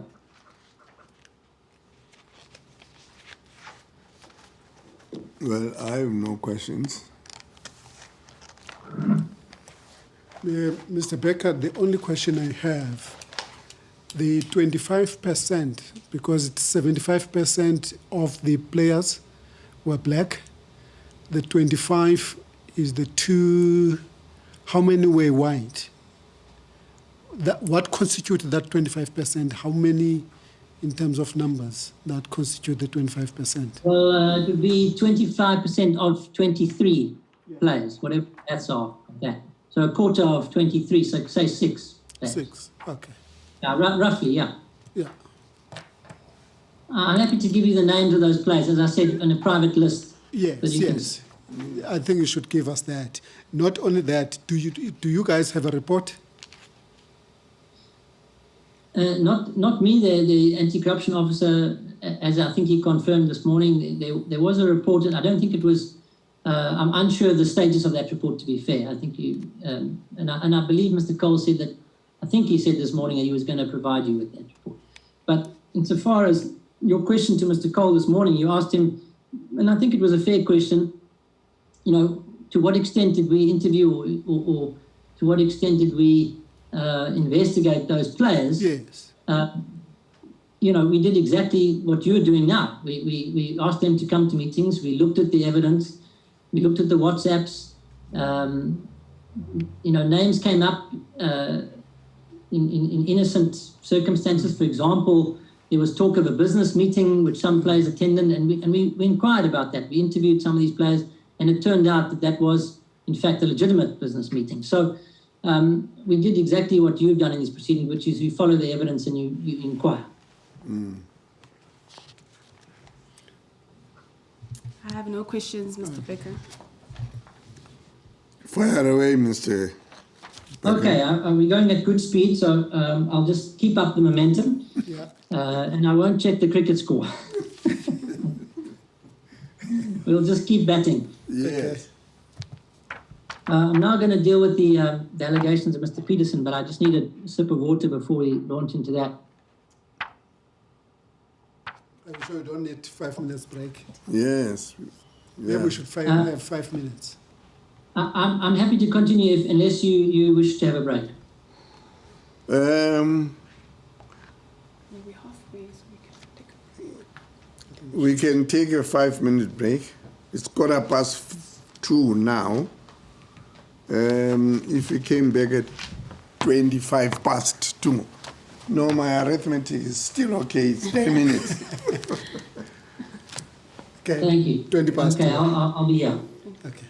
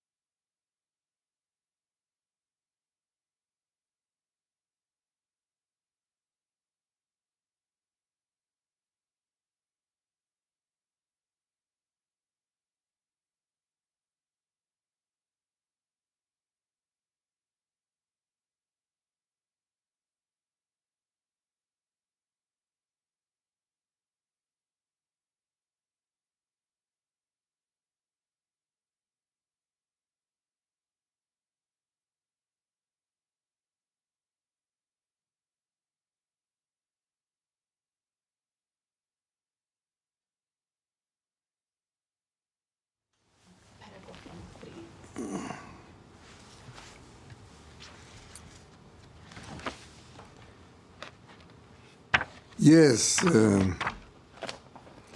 we are back. I think you are at paragraph 103. Yes, thank you, Mr. Ombudsman.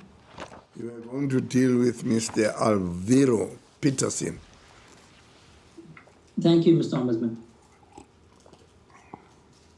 The first allegation, well, it's actually two allegations that Mr. Peterson makes together are in relation to my involvement in the investigation. He says, quote, David Becker was in full control of the investigation. And then he also says, CSA, apart from Mr. Lorgat, and to a degree, Judge Ngwepe was in the dark in relation to what actually occurred. And it's important to note at the outset that Mr. Peterson would have had no personal knowledge of the internal communications and the roles of those involved in the CSA investigation because it was internal. So his comments are speculative in that regard. And as regards the allegation that I was in full control of the investigation, he's mistaken there. I was an external independent attorney, independent in that I was not employed by CSA, and I was appointed by CSA to assist in the investigation, much in the same way that Mr. July, for example, is an external independent attorney who's been appointed to assist the Ombudsman in this matter. So, and as an external attorney, my role was to assist CSA with the investigation, to provide advice where necessary. And I did not have the authority to be in full control, as he says, since any attorney, as you know, takes instructions from the client, in this case CSA, and not the other way around. Mr. Becker? Moreover, if one looks at the code, yes. My apologies. I know you said you would prefer to take questions at the end, and I'm happy to do so. I just want to clarify something about that paragraph before I forget. Some of the players, I remember them saying they never even met with the Honorable Judge Ngwepe at all during the proceedings. So could that maybe be part of the reasons they felt that maybe you were in full control of the investigation because they would meet with you more often as opposed to the judge? Yes, that's a fair question. Perhaps I can deal with that again at the end. So perhaps we can just park that and please remind me if I don't come back to that question. Sure. Because it's a fair point and I need to respond to that. I was referring to the code, and the reason I refer to the code is that the code sets out exactly, under whose authority this investigation occurs. It's a CSA investigation, and Articles 4.1 and 4.2 of the code refer to that fact. The code is quite prescriptive on who does what, and you'll see it's quite a detailed code, and it makes it clear that it's the designated anti-corruption official who basically conducts the investigation. And I did play a material role. I assisted Mr. Cole, but it's not true that I had full control over the investigation. It's like saying, with respect, Mr. July has full control over the SJN proceedings. He would laugh at that if I put that to Mr. July. So this allegation suits the narrative that Mr. Peterson is trying to create, but it's not credible.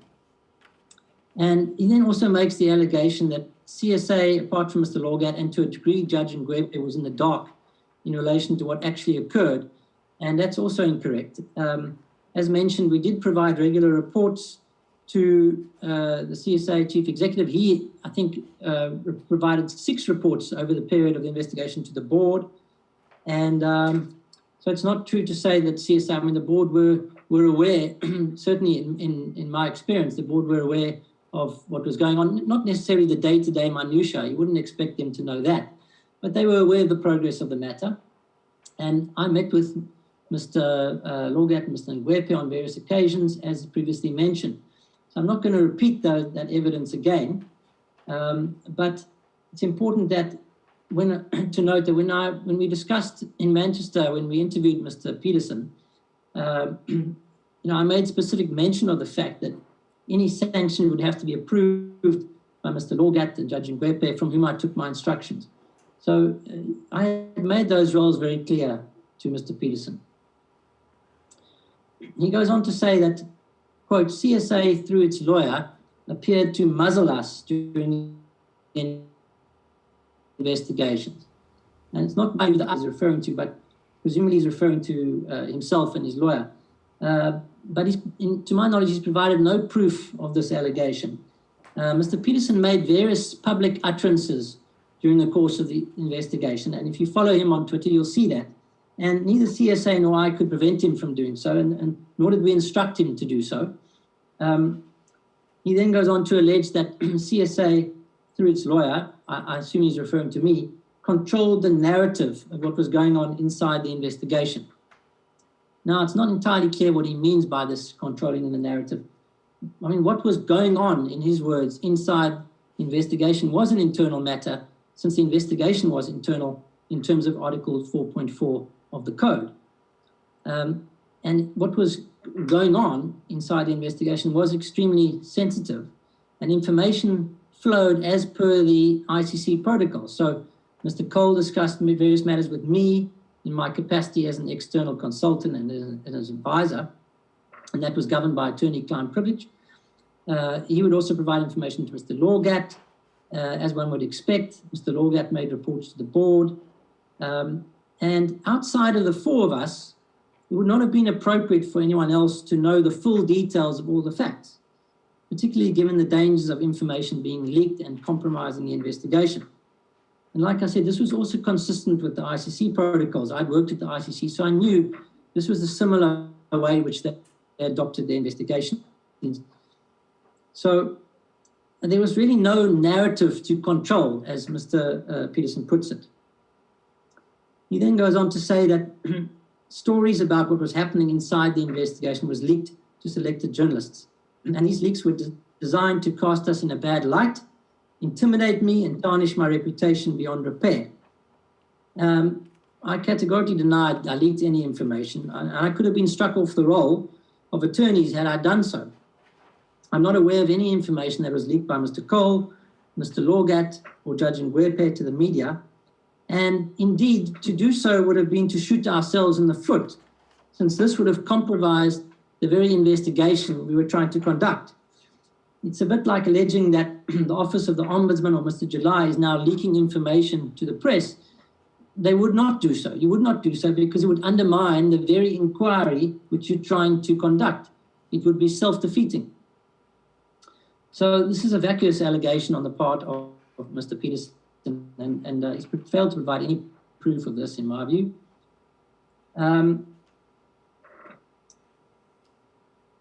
Mr. Peterson claims that he was dealt with unfairly, both by CSA and myself.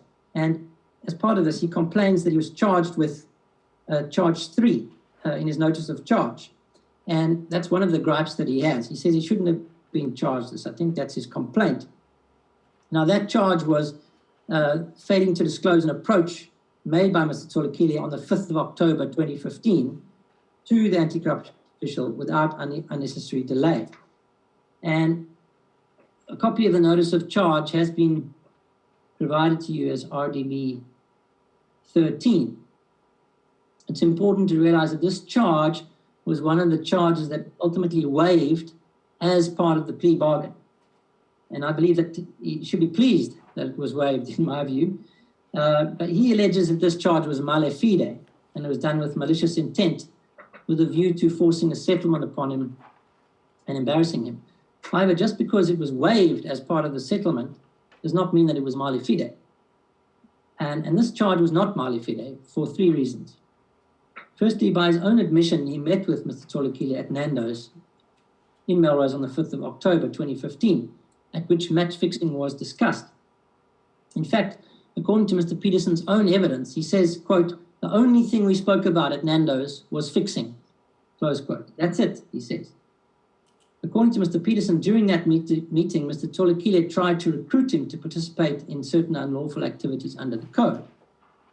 And that, interesting to note that Mr. Tulikile's version of that meeting is that Mr. Peterson tried to recruit him. Be that as it may, Mr. Peterson did not disclose that conversation with Mr. Tulikile to the anti-corruption officer until 12 October. And I say he knew or to have known that his obligations were to report immediately to the anti-corruption officer.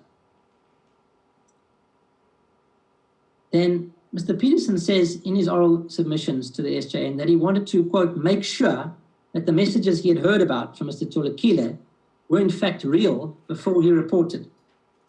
He says, quote, "So I wanted proof that it was in fact from this person," close quote. Now, the code does not say, and if a player receives information about possible fixing, he must now conduct his own investigation.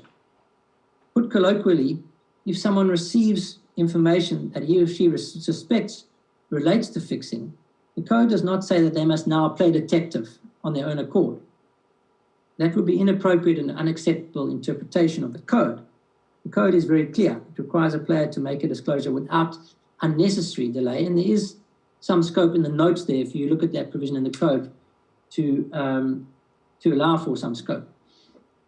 Finally, it later materialized that Mr. Peterson did not disclose the full set of SMS messages he received from Mr. Tulikile on the 7th of October 2015 to Mr. Cole. He deliberately deleted the last 3 messages where it says, Mr. Tulikile says, "No one must know," and Mr. Peterson gives a thumbs up and he says, "Sure." And he deleted this from the SMS messages that he disclosed to Mr. Cole. And this was done intentionally, since this involved proactively editing the messages. And in an interview in Manchester, Mr. Peterson had no explanation for omitting this part of the SMS conversation. And it's likely, therefore, that should CSA have proceeded to a tribunal hearing with respect to Mr. Peterson, this charge would not have been waived prior to the hearing and would have been approved. So, with respect to charge 3, there was prima facie evidence of a breach of the code, and it cannot therefore be said to be mala fide. Mr. Peterson would have been entitled to challenge that charge before tribunal should he wish to do so. Mr. Peterson, in his oral evidence, also makes a complaint with respect to charge 9 of his notice of charge. That's charge 4.3.2. This charge he cites the charge as follows, quote, "The WhatsApp messages you received from Mr. Tulikile on the 7th of October 2015, and which you acknowledged amounted in your mind to fixing on an industrial scale, and which involved other participants, were not disclosed to the designated anti-corruption official without unnecessary delay," close quote. So that's the charge. Now he says in his oral testimony, quote, "I submit that I did report it. They do have the messages," he says. Well, Mr. Peterson knows full well that he did not in fact report the full set of messages. He omitted the last 3 messages, which did not reflect well on him, where Mr. Tulikile says, "No one must know," and Mr. Peterson gives a thumbs up and says, "Sure." So accordingly, even though this was one of the charges that was also waived in the sanction agreement, again, there was sufficient evidence to pursue this charge against Mr. Peterson. In paragraph 14.3 of his affidavit, Mr. Peterson alleges that it is my opinion that fixing took place based on the facts above. And then he says, furthermore, it would appear that it is because of this opinion I hold that appeared to anger David Becker, close quote. And I find this quite a strange allegation because at no point have I been angry with Mr. Peterson personally. I was just an external independent attorney advising CSA. Whether or not fixing actually took place was of no consequence to me personally, since I had no personal interest in the matter. And you saw in the video yesterday, I actually make a point in one of the videos to say, I don't care who's implicated. My job was to do a job, was to follow the evidence. And I certainly didn't harbor any anger towards Mr. Peterson, nor did I have any personal interactions with Mr. Peterson prior to meeting with him, or since, in fact, meeting with him in this investigation. In fact, I was probably a fan of Mr. Peterson because I'm a big cricket fan, and I appreciate he was a very skilled cricketer who actually had a fantastic career. I think he played over 30 times in test matches for South Africa. So I was actually a fan of Mr. Peterson's, if you like, and I certainly was never angry with him. I had no personal gripe with him whatsoever. In paragraph 14.4 of his affidavit, Mr. Peterson goes on to say, David Becker, through CSA, tried to silence me on many occasions, particularly when I tried to bring attention to the fixing scandal, close quote. Not only is this statement untrue, but Mr. Peterson has failed again to provide any evidence to support this allegation. As such, it must be rejected. I had occasion to write to Mr. Peterson on behalf of CSA on 2 occasions. And this was also on the instruction of CSA. This was due to comments that Mr. Peterson had made on television and on Twitter. And I've enclosed copies of this correspondence. I'm not going to go into detail on that now. You can read that in your own good time. But I think it's evident from the contents of that correspondence that I did not make any attempts to silence him, but only to draw attention to the veracity of certain statements that Mr. Peterson had made in the public domain, and to warn him about breaching the terms of the sanction agreement.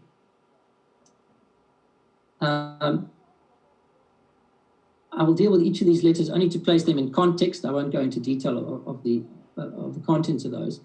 But after agreeing a 2-year ban with CSA under the terms of the sanction agreement, Mr. Peterson made an apology on the 21st of December 2015.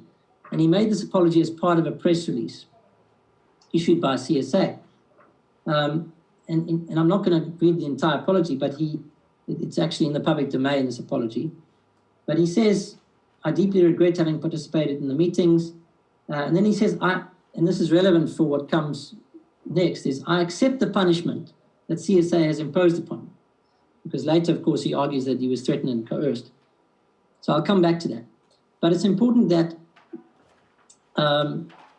that his attorneys and himself had an opportunity to provide input and to redraft and to provide that apology in their own right.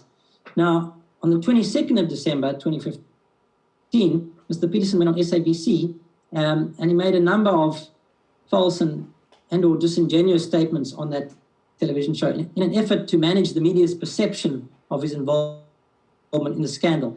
And I've given you a link of that video. It's that interview is on YouTube, and I'd like the Ombudsman to watch that video. We don't have to watch it now; it's too long. But I humbly request the Ombudsman to watch that video. And then, as recorded in the letter that I sent on the 3rd of January 2017, Mr. Peterson stated on television that when he had met with Gulambodi and certain fixers, he had already reported the matter to the anti-corruption unit. However, when he reported the matter to the anti-corruption officer on the 12th, he had already met with Bodie just 2 days prior to that and had discussed match fixing with them. Bodie's version of that meeting was that fixing was discussed.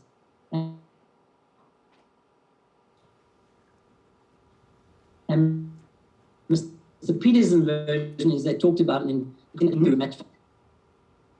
So, furthermore, on television, he stated that he was, quote, consistent in everything that I said from the start right up until now, close quote. That was not the case. On the contrary, he was not consistent. He was picking and choosing information to disclose to Mr. Cole, what to disclose, what not to disclose. And his version, as stated in his initial interview with us, was not the same version as set out in his January 2016 statement. And it was, again, not the same when we interviewed him in August 2016. And in the SABC interview, he also referred the question about pleading guilty to charges of abetting, which arose from, amongst other things, deleting over 180 WhatsApp messages.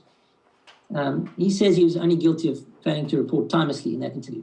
So it's clearly evident from that letter, this was not an attempt to muzzle Mr. Peterson in any way. It does not state or demand that Mr. Peterson must be silent. And in a similar vein, a further letter was addressed on behalf of CSA 2.5 years later, on the 29th of October 2019.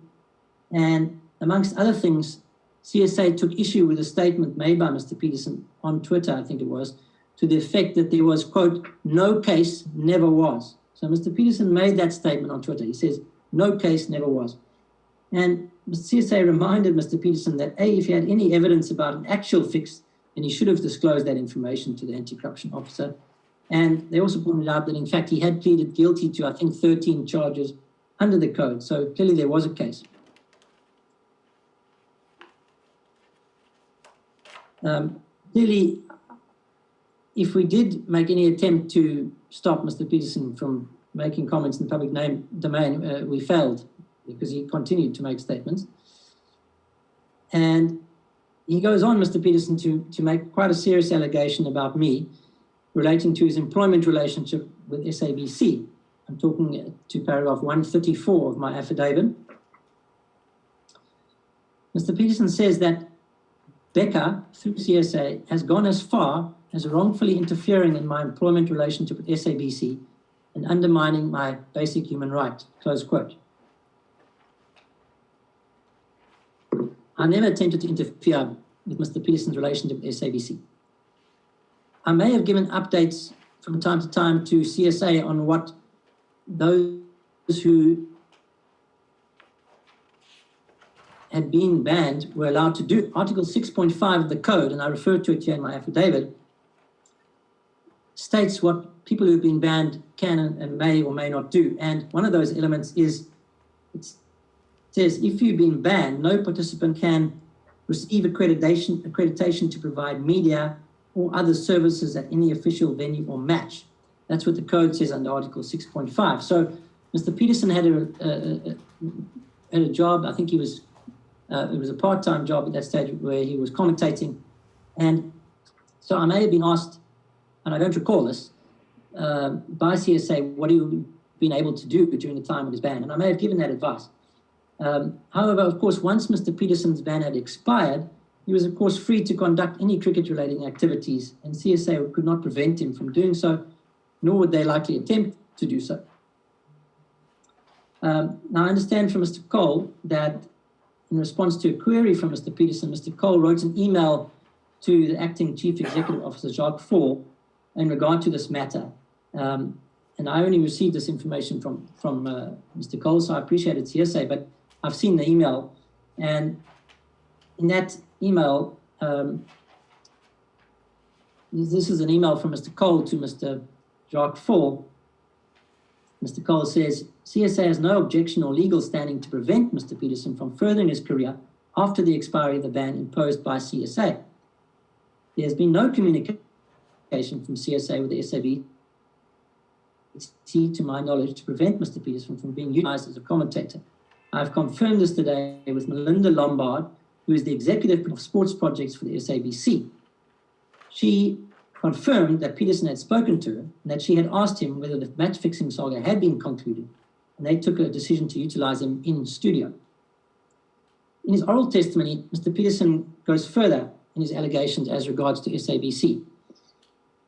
When referring to SABC and his commentary role, he appears to state that Mr. Maroe has confirmed that the instruction, in inverted commas, in relation to his services, that is, came from me. He later states, Mr. Peterson, in his oral testimony, quote, certainly Thabang Maroe confirmed that this is what happened, that it was an instruction from CSA informing SABC that they must exclude me, close quote. Now, this appears to directly contradict with Mr. Peterson's own statement that, quote, I was excluded from the commentary team on the request of CSA, close quote. So you'll appreciate a request is very different to an instruction. Even if CSA did make that request, which I consider to be unlikely. Mr. Peterson appears to be confused as to whether it was an instruction or a request from CSA. Secondly, as an attorney, I was an external advisor to CSA and would not have been able to instruct CSA or SABC to do anything. As anyone who has dealt with attorneys knows, it is the client, in this case CSA, who instructs the attorney and not the other way around. Thirdly, Mr. Peterson states that Mr. Maroe was prepared to testify as a witness in this regard. But Mr. Maroe, during his evidence to the SJN, makes no statement to this effect at all, despite having had the opportunity to do so. I deny ever instructing Mr. Maroe or SABC as alleged. If, however, Mr. Maroe had indeed communicated to Mr. Peterson that CSA gave SABC such an instruction, I did not communicate such an instruction to the SABC.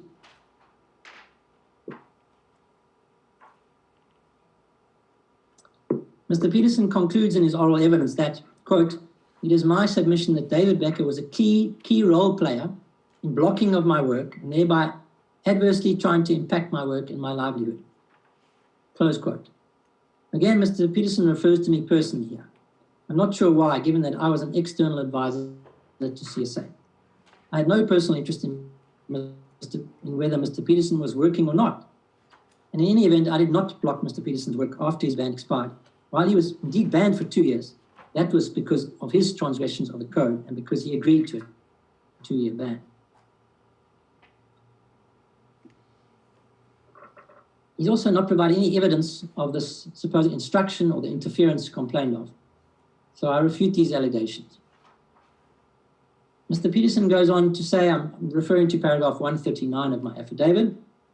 He says, quote, David Becker threatened me with criminal sanction, saying that I could be charged for perjury, yet he ought to be aware that given the facts, he would be wrong to charge me with perjury or any crime in relation to the fixing scandal, as there simply isn't merits for a criminal case against me, close quote.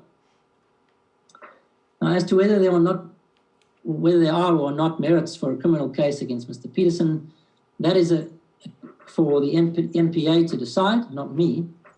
On the 22nd of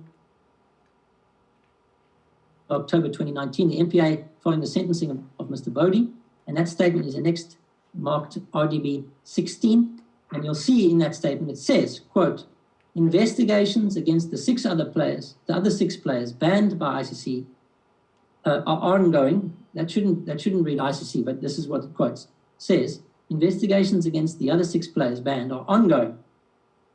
And after conclusion of such investigation, the MPA will be in a position to decide on whether or not these players should face prosecution. As far as I'm aware, that NPA investigation is still ongoing. And I think Mr. Cole alluded to the fact that Mr. Symes appeared very recently in the criminal court. And I think Mr. Machiko has also been interviewed as well. But that is for the Hawks and for the MPA. It has got nothing to do with me. And it's a matter of beyond the control of CSA or myself. Now, the reason that questions might be asked about the veracity of Mr. Peterson's affidavit and this reference to him perhaps being charged for perjury can only be viewed against the backdrop of the contents of that particular affidavit. In particular, material questions need to be asked about what is not in that affidavit of the 18th of January 2016. As background context to that affidavit, I'm advised that Mr. Cole met with Mr. Peterson and Mr. Peterson's attorney, Robin Twaddle, on the 1st of December 2015. And Mr. Cole apparently requested Mr. Peterson to make a full disclosure. And in that context, one must also have reference to Article 4.3 of the Code. Now, Article 4.3 of the Code says that as part of an investigation, the anti-corruption official may make a demand to a participant to answer questions to a person at an interview, and may make a demand for any information which that person believes may be relevant to the investigation. And then it says in 4.3 of all of the facts and circumstances which the participant is aware. Now, underline that, you'll see in my affidavit at the bottom of 144, of all of the facts and circumstances which the participant is aware. And there were certain material omissions in Mr. Peterson affidavit of 18 January 2016. He omitted to include the whole of the SMS conversation with Tommy Tulikile. He acknowledged in Manchester that he knew Bodie was talking about match fixing. At that initial meeting that they had, with reference to paragraph 9.c of his affidavit, Mr. Peterson does not mention that the discussion was about match fixing at all. Whereas in Manchester, during his interview, he stated that he, quote, led questions about match fixing. And in fact, Mr. Peterson gives a wholly different account of this meeting at his interview in Manchester. With reference to paragraph 10 of his affidavit, it is not correct to say that Mr. Peterson informed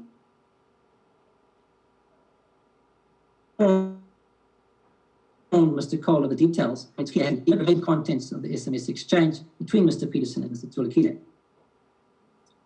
With reference to paragraph 13 of his affidavit and the meeting at the Mug and Bean in Durban on the 4th of November 2015, he refers only to investment in his cricket academy, whereas in Manchester, yeah,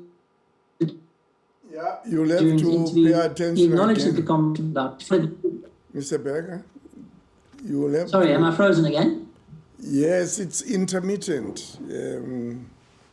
Okay, I'll try and slow down. Apologies for that. Okay. I truly apologize for any technical glitches. Well, you're not alone. if it makes you feel better.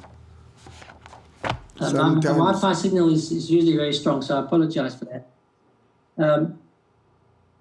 I'm dealing with material omissions from Mr. Peterson's affidavit, in particular this Mug and Bean meeting on the 4th of November, now where he refers in his affidavit to an investment in his cricket academy, whereas in fact in Manchester he admitted that he asked questions, he led questions and about match fixing, and he admitted that figures were discussed. And he fails in his affidavit to mention a material telephone conversation with Mr. Bodie and the other fixer, a man called Vicky, that afternoon, during which negotiations took place relating to the match that evening. With reference to paragraph 13 of his affidavit, Mr. Bodie gives a different version of what was discussed late that night outside the team hotel. And in Manchester, Mr. Peterson gave again a different rendition of that meeting than he gave previously, where he talks about the conversation outside the car. So he also failed to disclose in his affidavit a plethora of material WhatsApp messages and telephone calls with Mr. Bodie. And he acknowledged in Manchester, when we interviewed him, he acknowledged that he left important details out. I asked him in Manchester, and you can see it 146 of my affidavit, I ask him, I say to him, it's really your obligation under the code to fully report, to full disclosure. And Mr. Peterson says, absolutely. And I say, and it seems on the face of it, you're leaving important details out. And Mr. Peterson agrees. He says, yes. And then later, during that same interview, Mr. Peterson makes the following admissions. I say, okay, there appears to be little doubt based on what everybody's saying that fixing was discussed there at that meeting, and they offered to put money to you, and the way they were going to structure it potentially was through an academy. And Mr. Coles says, you initiated a discussion on match fixing, and Mr. Peterson says, I led questions, yes. And I later say in that transcript at the bottom of the next page, at the bottom of that page, I say not only that, when you were asked to make a statement, the first statement that comes back doesn't even have reference to this meeting. So you understand that? And Mr. Peterson says, yes. And I say, that's a problem for you because now you're trying to hide this meeting. You're trying to hide it. Do you agree? Mr. Peterson says, yes. I then later say, you've not mentioned it until that time. You hadn't mentioned it to Louis. You haven't even mentioned it to your lawyer. Mr. Peterson says, yeah, I haven't. I say, okay, why not? Why didn't you tell your lawyer about that meeting? Mr. Peterson says, because to me, in my mind, I say, were you bothered by it? Mr. Peterson says, I was probably, yes. So to me, it was. And I say, I understand, it's an uncomfortable situation to be in. And Mr. Peterson finishes by saying, yeah, and what has happened is probably when I finalized my statement, I looked at it and I said, right, to me, I don't think I was approached to fix matches. I led questions in the meetings, and we had, so I would say that, how does this thing work? How does bowlers work? What do bowlers do? You know, what sort of signals do they give? All that sort of stuff. But I knew it could probably be used in the criminal investigation or whatever it is. But yeah, hindsight, I would have done things differently. That's a fact. So I questioned him about these things. And his answers, you can see there, they're wholly insufficient. And he admits that he didn't tell us important information. So, armed with this information, I'll let the Ombudsman decide for himself whether Mr. Peterson can be said to have been honest in his affidavit of the 18th of January 2016. In my submission, he omitted material information. And had the matter proceeded to an independent tribunal, which Mr. Peterson was entitled to insist upon, the tribunal would have had to deal with this question. And likewise, any criminal court dealing with this matter in future will no doubt have to consider this question. But of course, one difficulty that Mr. Peterson has in this respect is that he's already admitted to the following charge in his sanction agreement. So one of the charges was that you deliberately failed to disclose full and accurate information regarding the meeting at Melrose Arch with another participant, Mr. Bodie and Mr. Jane, on 29 October 2015. And that's the charge. Now, that's one of the charges that Mr. Peterson has admitted to. So he's admitted in his sanction agreement it was an inaccurate rendition. I'll move on from that. Mr. Peterson states that Mr. Becker has gone as far as informing some journalists and my employer, through directly or through CSA, that I would or could be criminally charged, thereby prejudicing me financially, professionally, personally. So this is a very vague allegation to make, firstly. I'm not sure what he's referring to, either directly or through CSA. I'm not sure which one it is exactly. But secondly, during the investigation, the team of Mr. Lorgat, Mr. Cole, Judge Ngwepe, and myself, we had a policy of not speaking with the media, as anything would obviously compromise the investigation. Now, it's not to say that journalists didn't contact me from time to time. You would know from this experience, Mr. Ombudsman, that journalists will sometimes hound you, right? and fair enough, they were keen to know about this matter, which was an internal inquiry. This was a matter of some profile. So journalists would contact us from time to time, and we would decline to comment. Or if they perhaps had a question about the process, we would refer to the Anti-Corruption Code. But I certainly did not speak to anyone at SABC about the prospect of Mr. Peterson being charged criminally. As previously noted, I understand the MPA investigation is still ongoing, and whether the MPA decide to charge the other players is a matter beyond my control. I simply do not have the power to do that. And Mr. Peterson was warned by Mr. Cole at the start of the interview we conducted in Manchester on the 10th of August 2016 that there was a criminal investigation. And I've quoted from that paragraph where Mr. Cole explains that to him. He says, that's not our role. What we do is look at the evidence, assess it, and then we charge people under the code.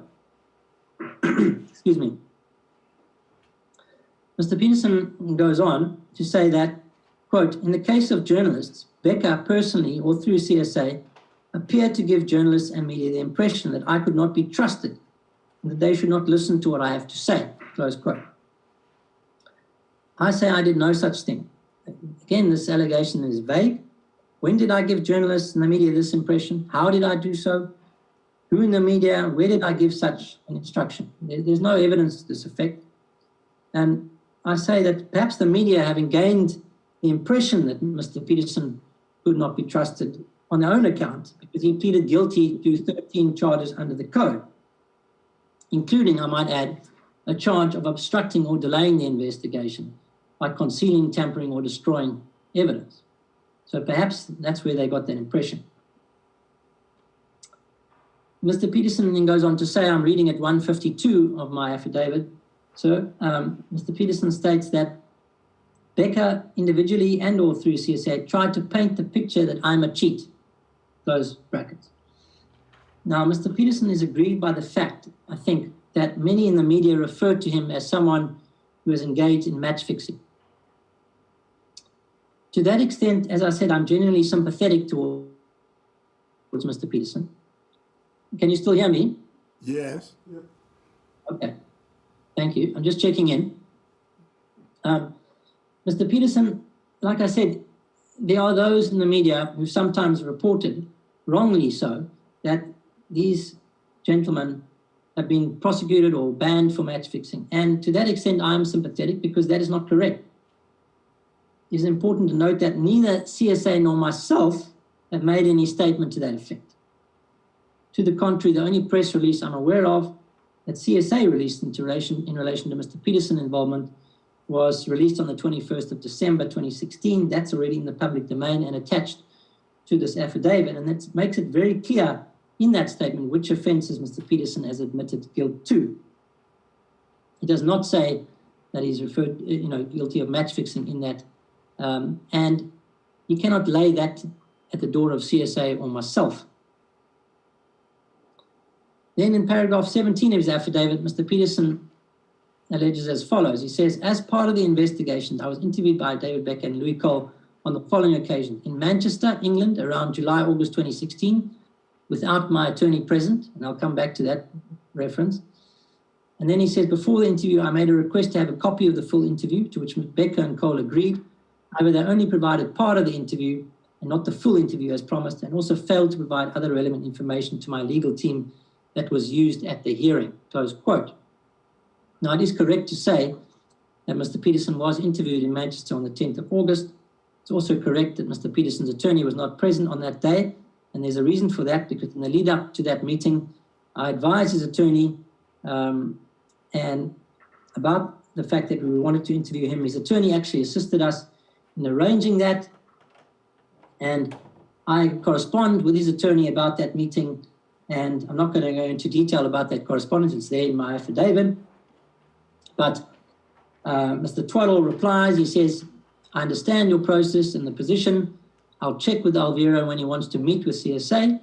And then, importantly, in paragraph 155 of my affidavit, I relay what Mr. Twaddle said to me about that meeting. He says, I actually write to Mr. Twaddle and I say, regarding our proposed meeting, of course, he's entitled to have a legal or other representation present, and you should advise him of this. And Mr. Twaddle, you can see his reply there. He says, I've advised Alvira and offered to sit in via Skype, but he says he's happy to meet with you and Louis alone. I then undertook on the back of that to record the meeting, to retain an inquisitorial tone, and to provide him with a copy of that recording, all of which I did. And I then, on the 12th of September 2016, I sent his attorney, Mr. Twaddle, an email enclosing a full transcript of that meeting. You see my email there, I've quoted it. And in it, I say I went through and listened to the audio again over the weekend, and I made 1 or 2 corrections. Now, the full transcript of that meeting was dispatched to Mr. Twaddle. Now, I've given you, attached that full transcript, so you can actually see the full transcript of that meeting and what was conducted in that meeting. There was a short meeting the next day, which was informal and without prejudice. Basically, Mr. Peterson wanted to know, having sat through the previous day, he wanted to know what the process was. And he naturally inquired about this, what the charges and the sanctions were that would follow. And I repeatedly advised him during this meeting that you would need to take legal advice from Mr. Twaddle in this respect after the meeting. And no transcript of that meeting on the 11th of August, the brief one, was provided because it was not an interview. It was a short without prejudice discussion.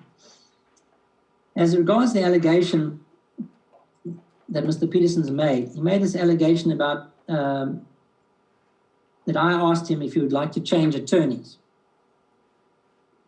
And that's not correct, the allegation he made in that respect. I was acutely aware that a process of charging and a potential negotiation over sanctions was likely to follow that meeting. I was acutely aware of that. And I was concerned that he was properly represented, that is all. I did not want him to do exactly what Mr. Mabalanti, Mr. Tulikile, and Mr. Totobi have done, which is to cast aspersions on the legal advice that they've obtained and suggest some years later that the attorneys didn't do a proper job. So I deny that allegation of asking if he wanted to change attorneys. I was concerned that he was properly represented, that's all.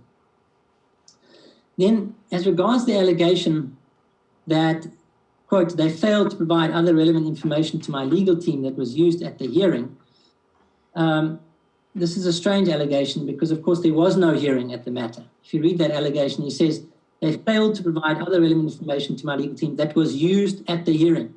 There was no hearing. So, but anyway, let's deal with that allegation.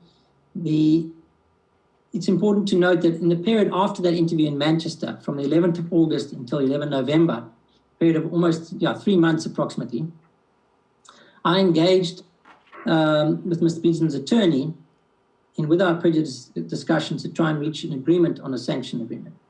And despite lengthy back and forth, the parties were unable to agree. And on the 12th of November 2016, Mr. Peterson was formally charged under the code, and I've attached that notice of charge as RDB 3rd. In a letter on the 16th of November, following that notice of charge, Mr. Peterson's attorneys requested various information from me. Now, I won't go into detail, it's a long letter, but I'll just briefly touch on the information that they asked for. They asked for copies of all minutes, notes of all meetings which were held between ourselves, Mr. Jane, Mr. Machikwe, Mr. Symes, Mr. Mabalanti, Mr. Tulikile, Mr. Bodie. They asked, amongst other things, copies of all witness statements made by Mr. Jane, Mr. Machikwe, Mr. Symes, etc., etc.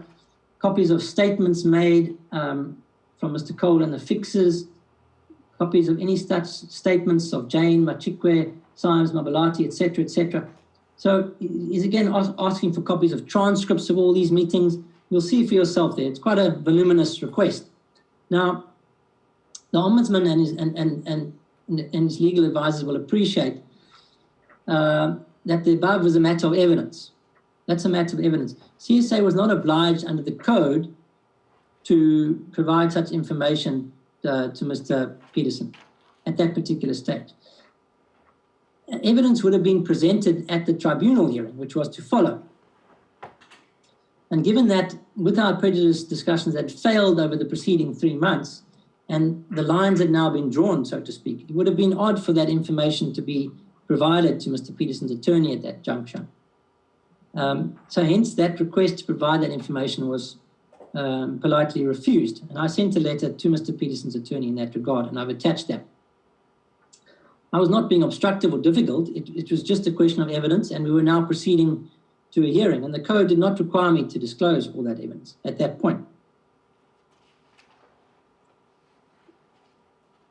Now, at 163 of my affidavit, I deal with this, this point about safety. Mr. Peterson states in his affidavit, and I've omitted to refer to the paragraph number there, but he says, they did point out that I did not detail my interactions and meetings with Bodie and co. in my first statement, as I explained to them in my interview in Manchester. On this score, I informed them that the reason for doing so was for the safety of me and my family. I provided extensive evidence to that effect, but Becca and Cole simply wasn't interested in it, close quote. It is true that Mr. Peterson did attempt at one stage to paint a picture that he was fearful. But neither Mr. Cole, Judge Ngwepe, Mr. Lawgate, or I were persuaded by his statements in this regard. This is because his actions did not support his statements. If he truly was fearful, why did he repeatedly and proactively engage and have drinks and meals with Bodie and the fixers? And why was there no objective evidence of any threats on the part of Mr. Bodie, the middleman? It did not make any sense to us, and it still does not make sense. Furthermore, Mr. Bodie appeared to Mr. Peterson appeared to vacillate between this excuse of fear and then that of being curious. And even on his own version, he appears to vacillate. For example, in Manchester during his interview, he stated the following. I say the following. So you say now, and I'm going to be very clear on your explanation is here. So you're saying now you did or you didn't report that because you were fearful. Is that what you're saying? Mr. Peterson says the following. He says, no, I don't think I deliberately not reported it because I was fearful. I think part of me was fearful, and all I wanted was for, and Mr. Cole interrupts me and says, for it to go away. And I say, so you must understand why I'm asking the question. Why do you not mention it 2 or 3 days later? It's important material, and you don't mention it. And I'm saying to you, what's your explanation for that? And your explanation is that you didn't forget. I need you to explain why you didn't mention it. Mr. Peterson says, no, I think it's probably a part of me that might have been that fear sort of thing. And I say, what were you fearful? What are you fearful of? Mr. Peterson says, well, if I don't know if fear is the right thing. I don't want to at the same time report somebody who's never approached me. So in our view, it was telling that not once during the communications with Mr. Bodie could we find any indication of fear in all these communications, nor any indication of immediate threat to his safety or the safety of his family. Indeed, Mr. Peterson continues to engage with Mr. Bodie over a period of time, sometimes proactively. For example, on the 4th of November, before a meeting at the Mug and Bean in Durban, it's Mr. Peterson who phones Mr. Bodie, not the other way around. It's not Mr. Bodie who phones Mr. Peterson to arrange that meeting. Mr. Peterson phoned Mr. Bodie to arrange a meeting at the Mug and Bean. That's just one example. Now, in Manchester, during his interview, when he was asked for an explanation for his behavior, Mr. Peterson struggled to find an answer. His ultimate answer appeared to be that he was, inverted commas, curious. That was his answer. That appeared to be the primary explanation for his behavior. And in my view, that's in contrast to a suggestion that he was feared for his and his safety, his family's safety. We did not really understand how he could be fearful on the one hand and incurious on the other. And we remain unpersuaded by both those explanations as to the context of his evidence, as they're weak explanations, in my view. In paragraph 19 of his affidavit, Mr. Peterson states that, quote, Becca threatened me with criminal sanction for perjury and said that I will, quote, have to accept a sanction. Otherwise, they will publicly charge me and it won't be good for my image, close quote. Now, I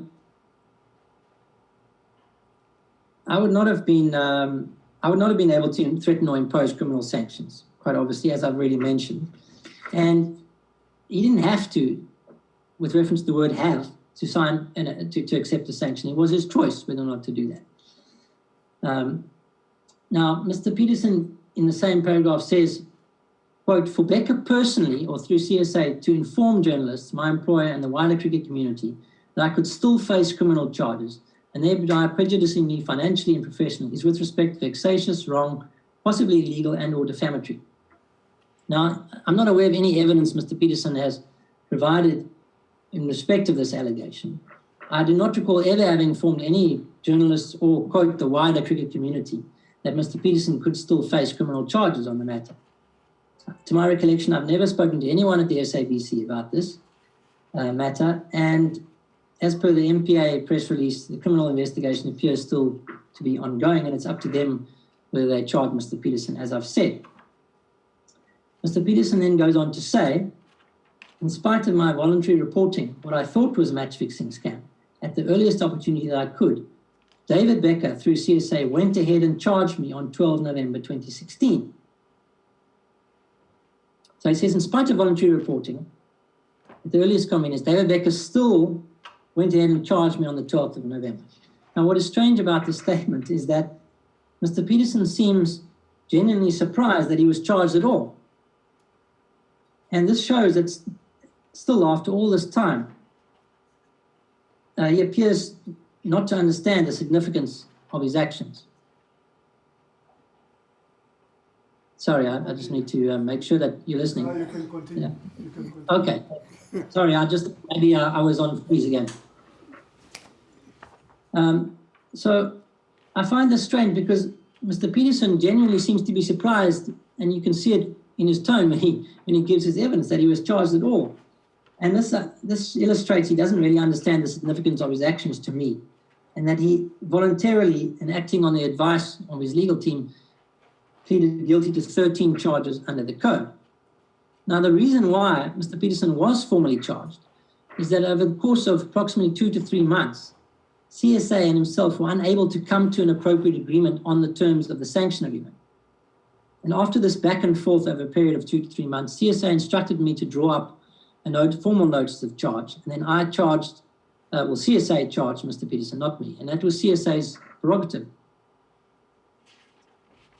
Mr. Peterson states that, quote, I believe the proffering of charges were done with malafide and malicious intent in order to, 1, reach a settlement in respect of the disciplinary process with me on terms unilaterally and unreasonably dictated by Becker and Co., and 2, to embarrass and irreparably prejudice me professionally, financially, and personally.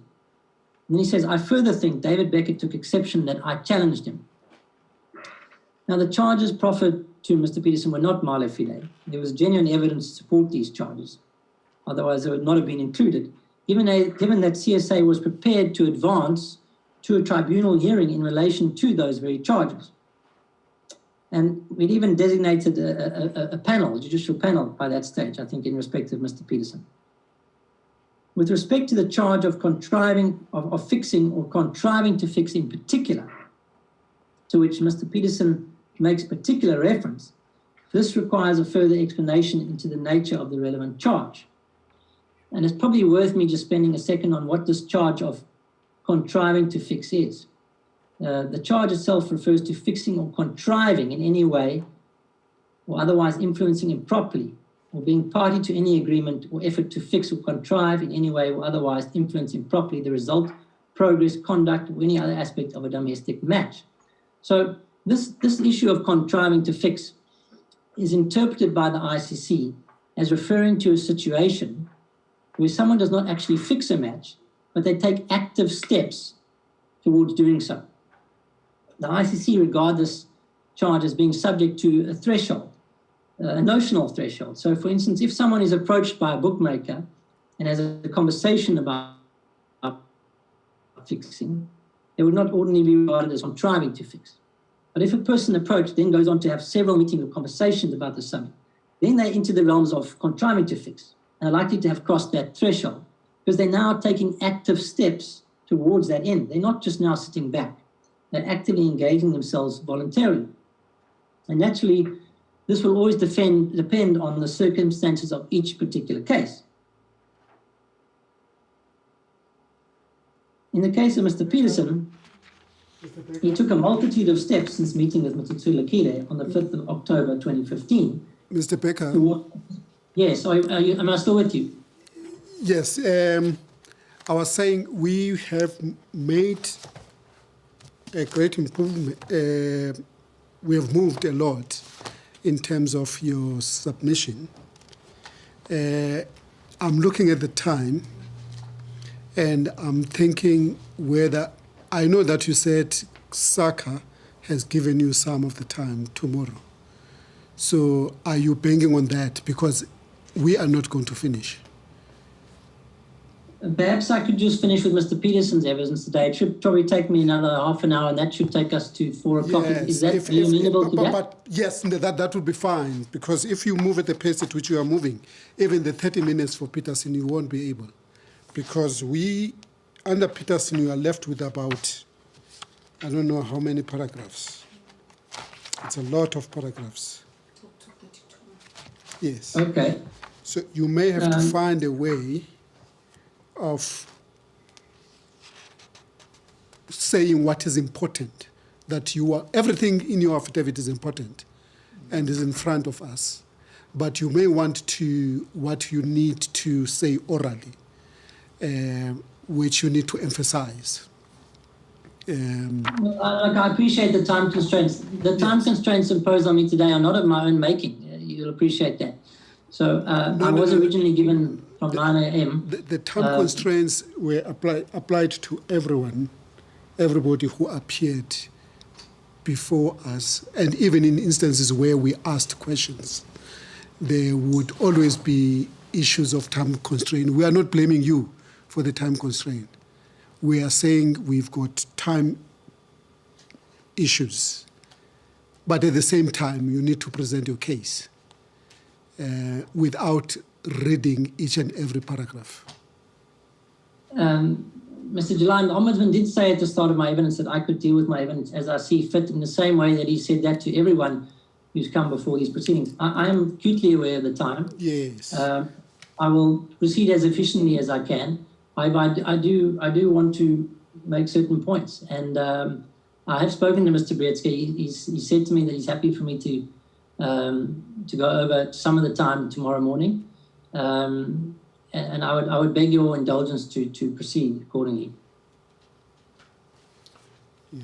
Is that saying you are going to be reading every paragraph?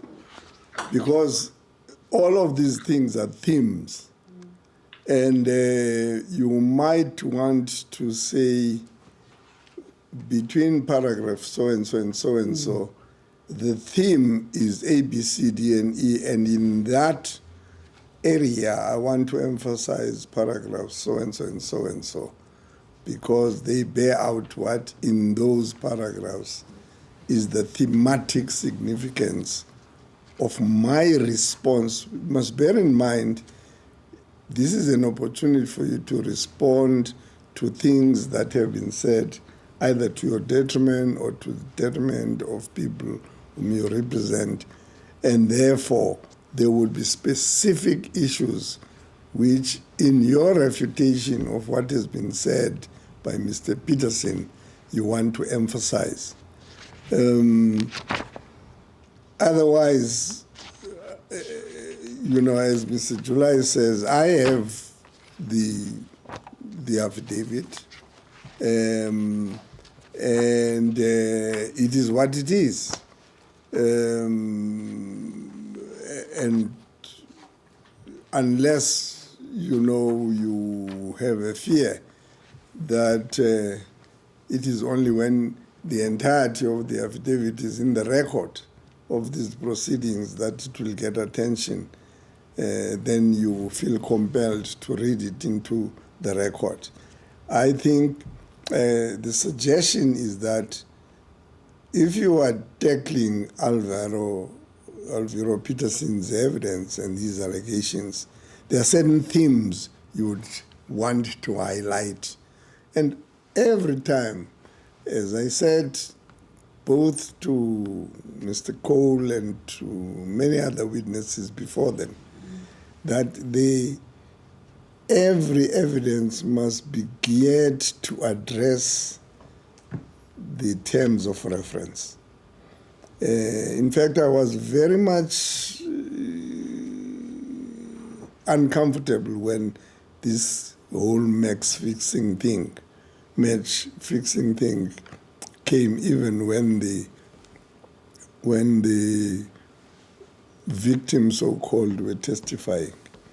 Because we always need to bear in mind that I have been given a task to establish two things: gender-based discrimination, race-based discrimination. And whilst I appreciate that there is a need to put context or to situate whatever one is going to be testifying on in a particular context, I must not be lost in the rendition of the evidence as to how, at the end, all of what I have been told shows unfair discrimination or absence thereof on a race basis, or unfair discrimination, a lack thereof on a gender basis. Because those essentially are what I am charged to investigate. So, as I say, your affidavit is what it is. It is there. How many paragraphs it is. But I don't think it will serve much purpose for us to read what is in this affidavit, which you prepared so thoroughly, into the record. So, if I may suggest to you, perhaps what you want to do is to say what I highlight from paragraph so-and-so to paragraph so-and-so in a much more detail in the written form are the following points. I make the following points: 1, 2, 3, 4. And then you go on to another stanza. Otherwise, yeah. Mr. Ombudsman, I hear what you're saying. I must admit I'm starting to feel uncomfortable because when I was given the schedule for today, I was initially it was initially relayed to me that the time allocated to me was from 9 until 4 o'clock, I think. So I prepared on that basis. And what I'm doing is I'm dealing with the allegations that have been made against me. I'm not drifting away from that. I'm dealing specifically with the allegations that have been made against me, and I need a proper opportunity to address those allegations. I feel that other parties have been given an opportunity to do that. No other parties were given a latitude to read, paragraph by paragraph what is in the affidavits. What I'm saying to you... I'm not reading paragraph by paragraph. I'm skipping out paragraphs. I am trying to proceed. And I feel it's important that I make certain points. And you yourself so said at the start of this session that I could give my evidence as I see fit. And now I feel that I'm being curtailed in my evidence. Well, I was trying to help, but if that is how, I still say so. I mean, I'm here forever until even if I'm the last man standing, I will be here. So, so you are welcome to give your evidence. If 4 o'clock strikes... I'll try not to read paragraph, but certain things I will read, sir, and others, I promise you I'm trying to expedite this as fast as I can. But Mr. Ombudsman, these allegations that have been made against me, I've said it before and I'll say it again, they're very far-reaching allegations. I need to be able to address them. Yes, and you have in your affidavit. And you have it. Yes. An affidavit is something that you have sworn to. So unless you have a fear that, I will not read your affidavit, I mean, when you are testifying orally, you are speaking to your affidavit. Your affidavit, as it is testimony under oath. That's what at least the last page of the affidavit says. So it is already sworn evidence. And you, for instance, let's say there was a portion of the affidavit which you didn't speak to, and you could rely on strictures of time or on pressure from the ombudsperson. You could then, when you address me at the end of the day and say, no, look, I didn't touch on paragraph so-and-so in my affidavit, in my oral evidence.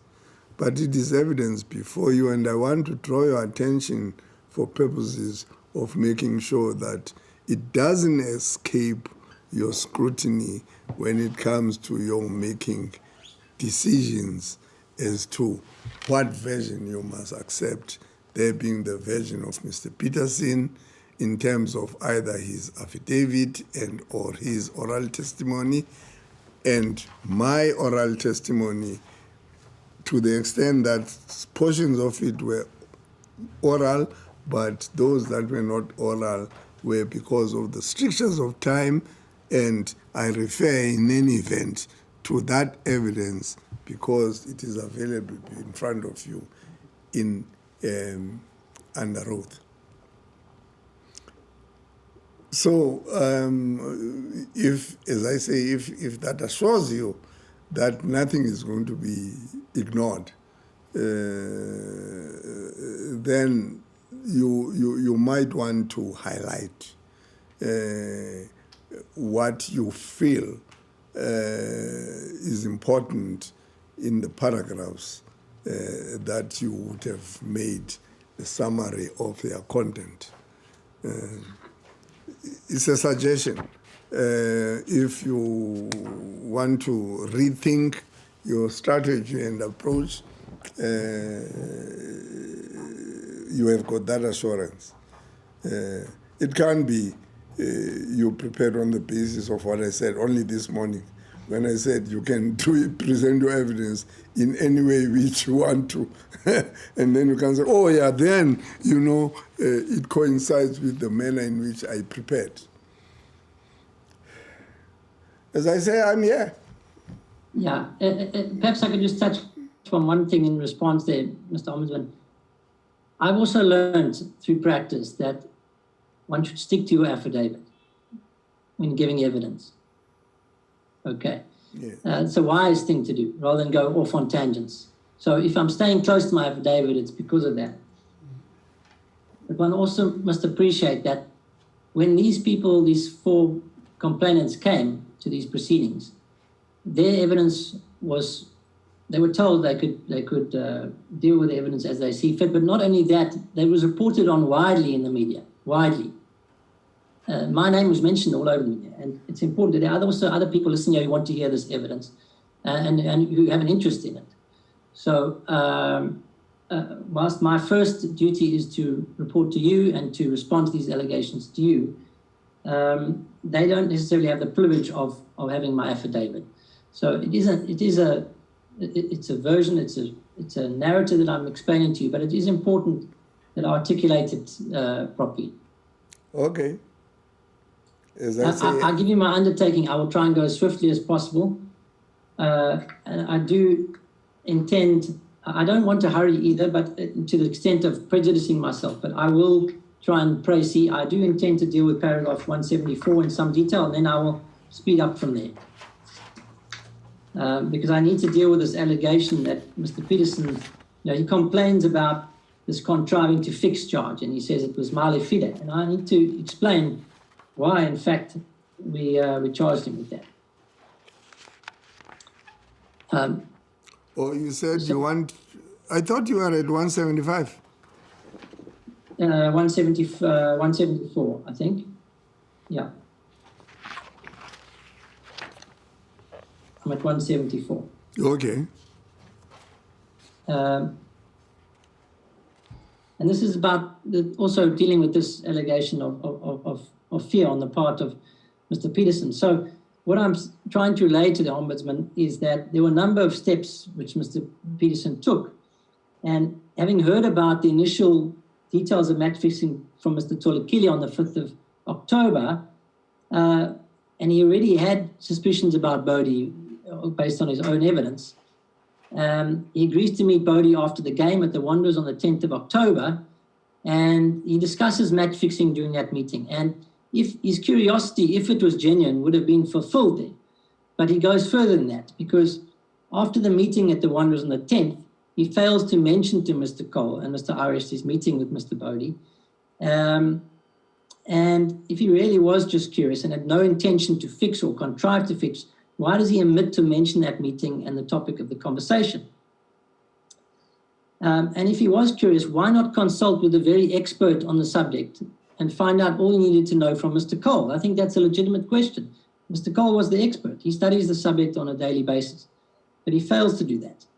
And if he had no intent to contrive to fix and he was merely curious, why failed to disclose the full WhatsApp messages with Mr. Tulikile, other than to try and conceal it?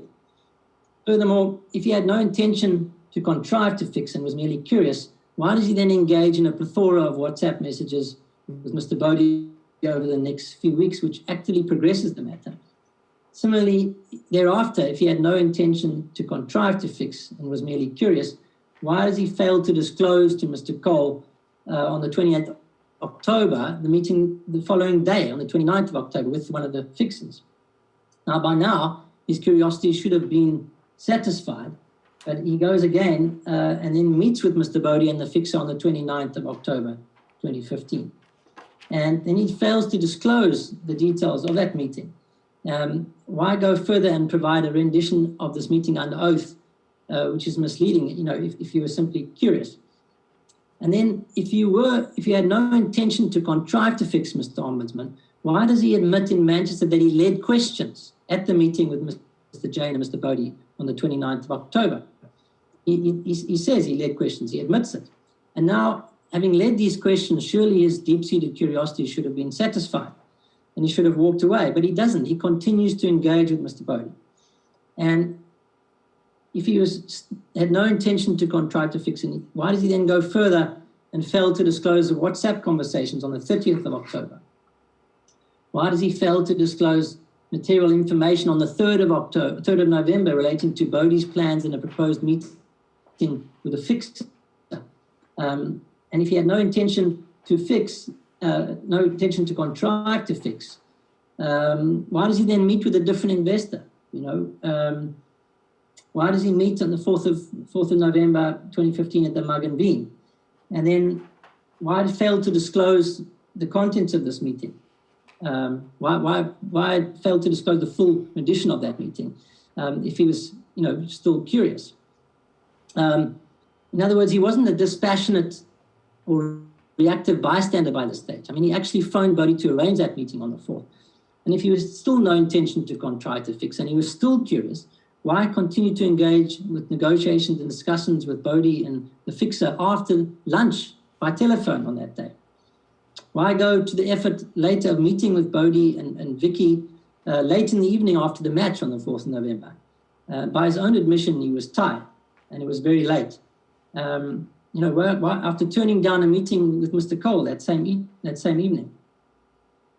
Why later go and say he wanted to discuss business? So take all of this into account. We felt that Mr. Peterson would have a difficulty in persuading the tribunal that he did not have intention to contrive to fix, in the sense of taking active steps and was merely curious. So I'll leave that one there and I'll move straight on to the next one. He also takes issue with the fact that he was charged with 2.1.3 of the code, which was the seeking, accepting, offering, or agreeing to accept a bribe. Now, there were persuasive reasons why he was charged with this in his charge sheet. There was a prima facie case against him in this respect. There was this meeting on the 29th of October, on the 2015, where he meets with the fixers, and he admits he led questions in that meeting at Melrose. And everyone is clear on the fact that an amount of 50,000 was offered at that meeting. Even Mr. Peterson admits that. He says that he didn't go the next day to collect that, and there's no evidence to suggest that he did, in fact, go there the next day to collect it. But if you quote from if you see the transcript of that meeting, of the evidence where I interviewed him in Manchester, I'm not going to go into it in any great detail here, because I'm taking your lead to try and summarize as much as I can. But it's clear from that evidence that Mr. Peterson admits that it was discussed, and that the objective analysis of that evidence suggested that he agreed to accept the 50,000 at that meeting. That's the gist of it. Although he didn't, there's no evidence to suggest he actually went the next day to collect it. Now, if you go to Article 2.1.3 of the code and you look at that charge, all that is required for that offence, Mr. Ombudsman, is that there was an acceptance or agreement to accept. If you go to that charge, it doesn't concern itself about whether or not the money was collected the next day. That's a mitigating factor with respect to sanction. So there were substantive reasons why Mr. Peterson was charged under 2.1.1 and 2.1.3 of the code, and there was material evidence to suggest that these charges would have been upheld. Moving on, Mr. Peterson avers that the settlement terms were unilaterally and unreasonably dictated by Becker and Co. And I ask simply to summarize, if that's the case, why did he then enter into a sanction agreement freely on the advice of his 4-person legal team? He had 2 attorneys and 2 advocates, according to himself. Now, he goes on to say that the charges were male fide in order to embarrass and prejudice him. I deny that. And we sought very hard to reach an agreement with him over an extensive period of time, during a process of quite some extensive engagement with his lawyers. In fact, we were very patient with him, as I allude to in my paragraphs 182. As regards the allegation, I'm dealing with 183 now, that I was somehow offended because he challenged me in inverted commas. I'm not clear what he's referring to here, because I'm not aware of any such challenge, and he's failed to provide any evidence of this challenge.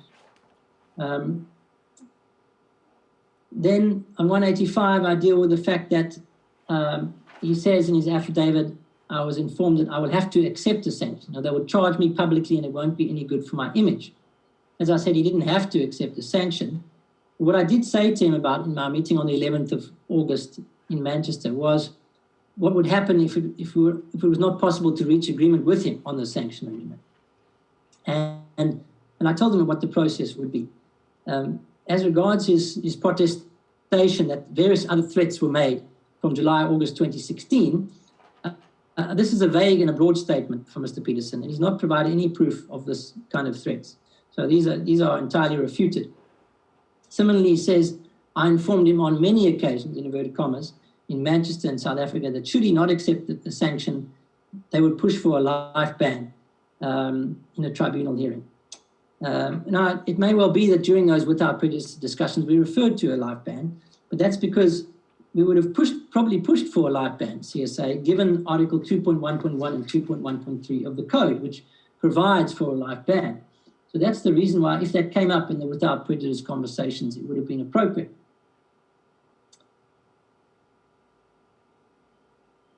Now, I've addressed in RDB 20 the table there with the similar table with the offences and sanctions, which were relevant to Mr. Peterson.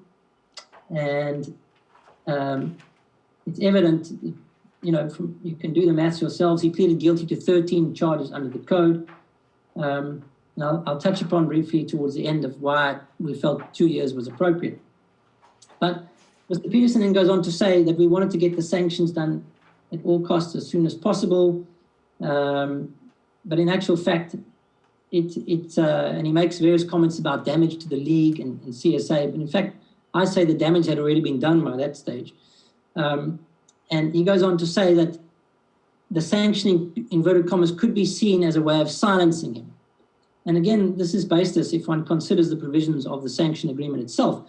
So the sanction agreement does provide a confidentiality provision at clause 11, but that only extends to the terms and conditions of the sanction agreement itself, you will appreciate. So the sanction agreement did not act as a silencing mechanism in and of itself. So therefore, this allegation that it was trying to be a way of silencing him has no substance. He makes some comment about his financial circumstances in paragraph 24.1 of his affidavit, and whether he would have been able to afford the legal costs to continue. Of course, I wouldn't have been aware of what his financial circumstances were. Then he goes on to say, I'm dealing with paragraph 193 of my affidavit, sir, that Becker was out to tarnish my reputation, irreparably prejudice me, because I had the audacity to challenge him. I wasn't out to tarnish him personally. I'd never had no personal relations with him, as I said. There was no challenge in any way. He then goes on to say that he hoped for public hearings so that the public can know what's transpired.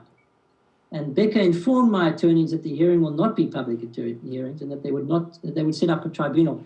Now, as I've said there in my affidavit, had he read the code, he would have realized that the tribunal's hearings would have been in private. I didn't decide that myself, that's in the code. And it's consistent with other disciplinary hearings, not just CSA has done, ICC has done, similarly with other sports codes around the world. Those disciplinary hearings are generally private. Mr. Peterson makes reference to a kangaroo court. His concerns about that, but of course, the panel would have been independent, the tribunal that would have presided. And like I said, I had already briefed the panel of 3 eminent lawyers, 1 retired judge, 1 acting judge, and a professor. So those allegations are unfounded as well. Mr. Peterson alleges that Mr. Lorgat agreed that he would be incorporated back into CSA structures after 12 months. And he says this is one of the reasons he accepted a 2-year ban. However, as I say in my affidavit, this would have been part of the sanction agreement if it did exist because of the entire agreement clause. And there was no clause to this effect at all. It was never negotiated with me through his attorneys at all.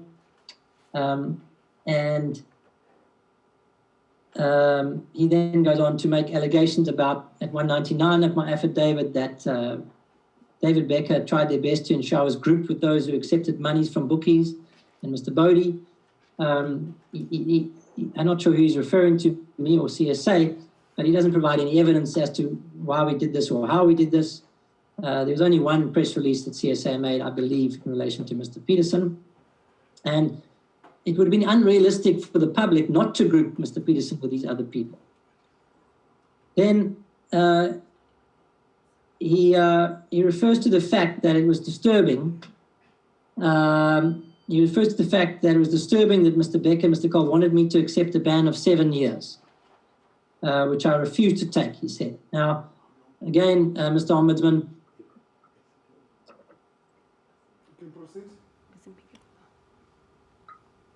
I was just taking a sip of water there. He takes issue with the fact that we wanted to ban him for 7 years. And, you know, I've referred to RDB 20 there, which is this table of the potential sanctions, and a bare minimum for those sanctions, one would have arrived, I think, at a ban of 6 or 7 years. So in his oral evidence, he said he was very surprised to be charged with the offences that he was.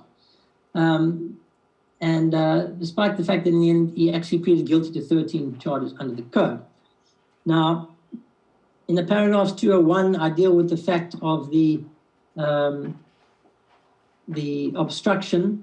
He fails to appreciate that he also pleaded guilty to obstructing the investigation. I won't go into too much detail over that, other than to again emphasize that he deleted approximately over 180 WhatsApp messages relating to Mr. Bodie, and he obstructed the investigation. Now, leading to the discussions around the sanction agreement, Mr. Peterson refers to injustice, duress, ill treatment, and threats. He believes his 2-year ban was unfair. And when Mr. July actually asks him, at 207 of my affidavit, so Mr. July asks him, "You're also saying that even the sanctions according to you were harsh." Mr. Peterson replies with great gusto, enthusiastically. He says, "Absolutely, absolutely." And then he goes on to say, and this part is key, Mr. Ombudsman, he says, at 32 of his affidavit, he says, "Other investigators would have come to a different conclusion and not have charged me." Listen to those words he says, "I humbly request.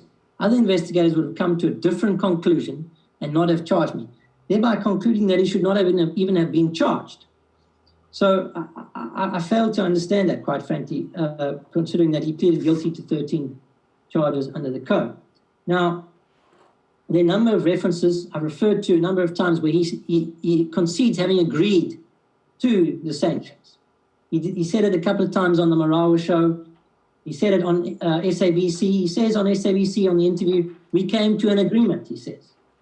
And he says on SABC in the interview, he says, "Let's just say I think both parties are happy." Right? So Mr. Ombudsman, he goes on TV on SABC and he says, "I think both parties are happy." And he gets asked in that interview, "I've heard you guys have struck a deal and you've accepted a ban and everyone is happy." And to which Mr. Peterson replies, "Yes." So then I'd like to refer, moving ahead, to a very important piece of evidence, and that is Mr. Peterson's email to Mr. Marowi on the 6th of November. And that's RDB 21. This is a very important email in the greater scheme of things when it comes to Mr. Peterson. Because, and I've quoted it in my affidavit, Mr. Peterson...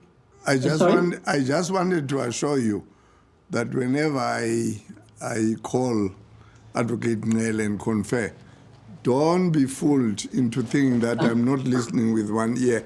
So please, I am I listening. understand you're multitasking. Yes. Yeah, so no problem. I have no difficulty with that, Mr. Ombudsman. I'm referring to RDB 21, which is a very important email in the scheme of things from Mr. Peterson to Mr. Marowi on the 6th of November 2017. Now, this email is important because he refers to WhatsApp messages he received from Haroon Lorgat on the conclusion of his sanction agreement. And he actually says, "Thank you for the manner in which it was sorted out." He refers to a WhatsApp message to Mr. Haroon Lorgat where he says, "Thank you for the manner in which it was sorted out." So this is not a person who's saying, "I was coerced, I was intimidated, it's unfair." He's saying, "Thank you for the manner in which it was sorted out." It's inconsistent with the evidence he's given to this commission.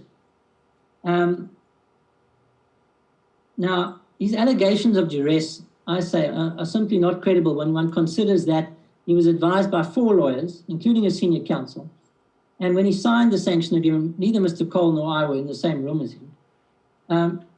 But his actions do not support someone who was coerced, given the reference I've just made. And why, if he was so aggrieved with the process or the sanctions, why did he not say to one of his 4 lawyers, "I'm not prepared to agree this"? Why did he not write at any time during the 2-year sanction period to CSA or me or to Judge Ngwepe and say, "I'm unhappy with this 2-year ban, I'm happy with the process, I was coerced into signing the sanction agreement"? He does not do so. And that is because it was agreed via consensus.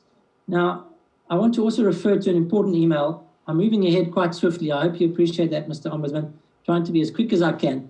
But Mr. Twaddle's email in this regard is quite important because Mr. Twaddle writes to me when he sends me back the sanction agreement.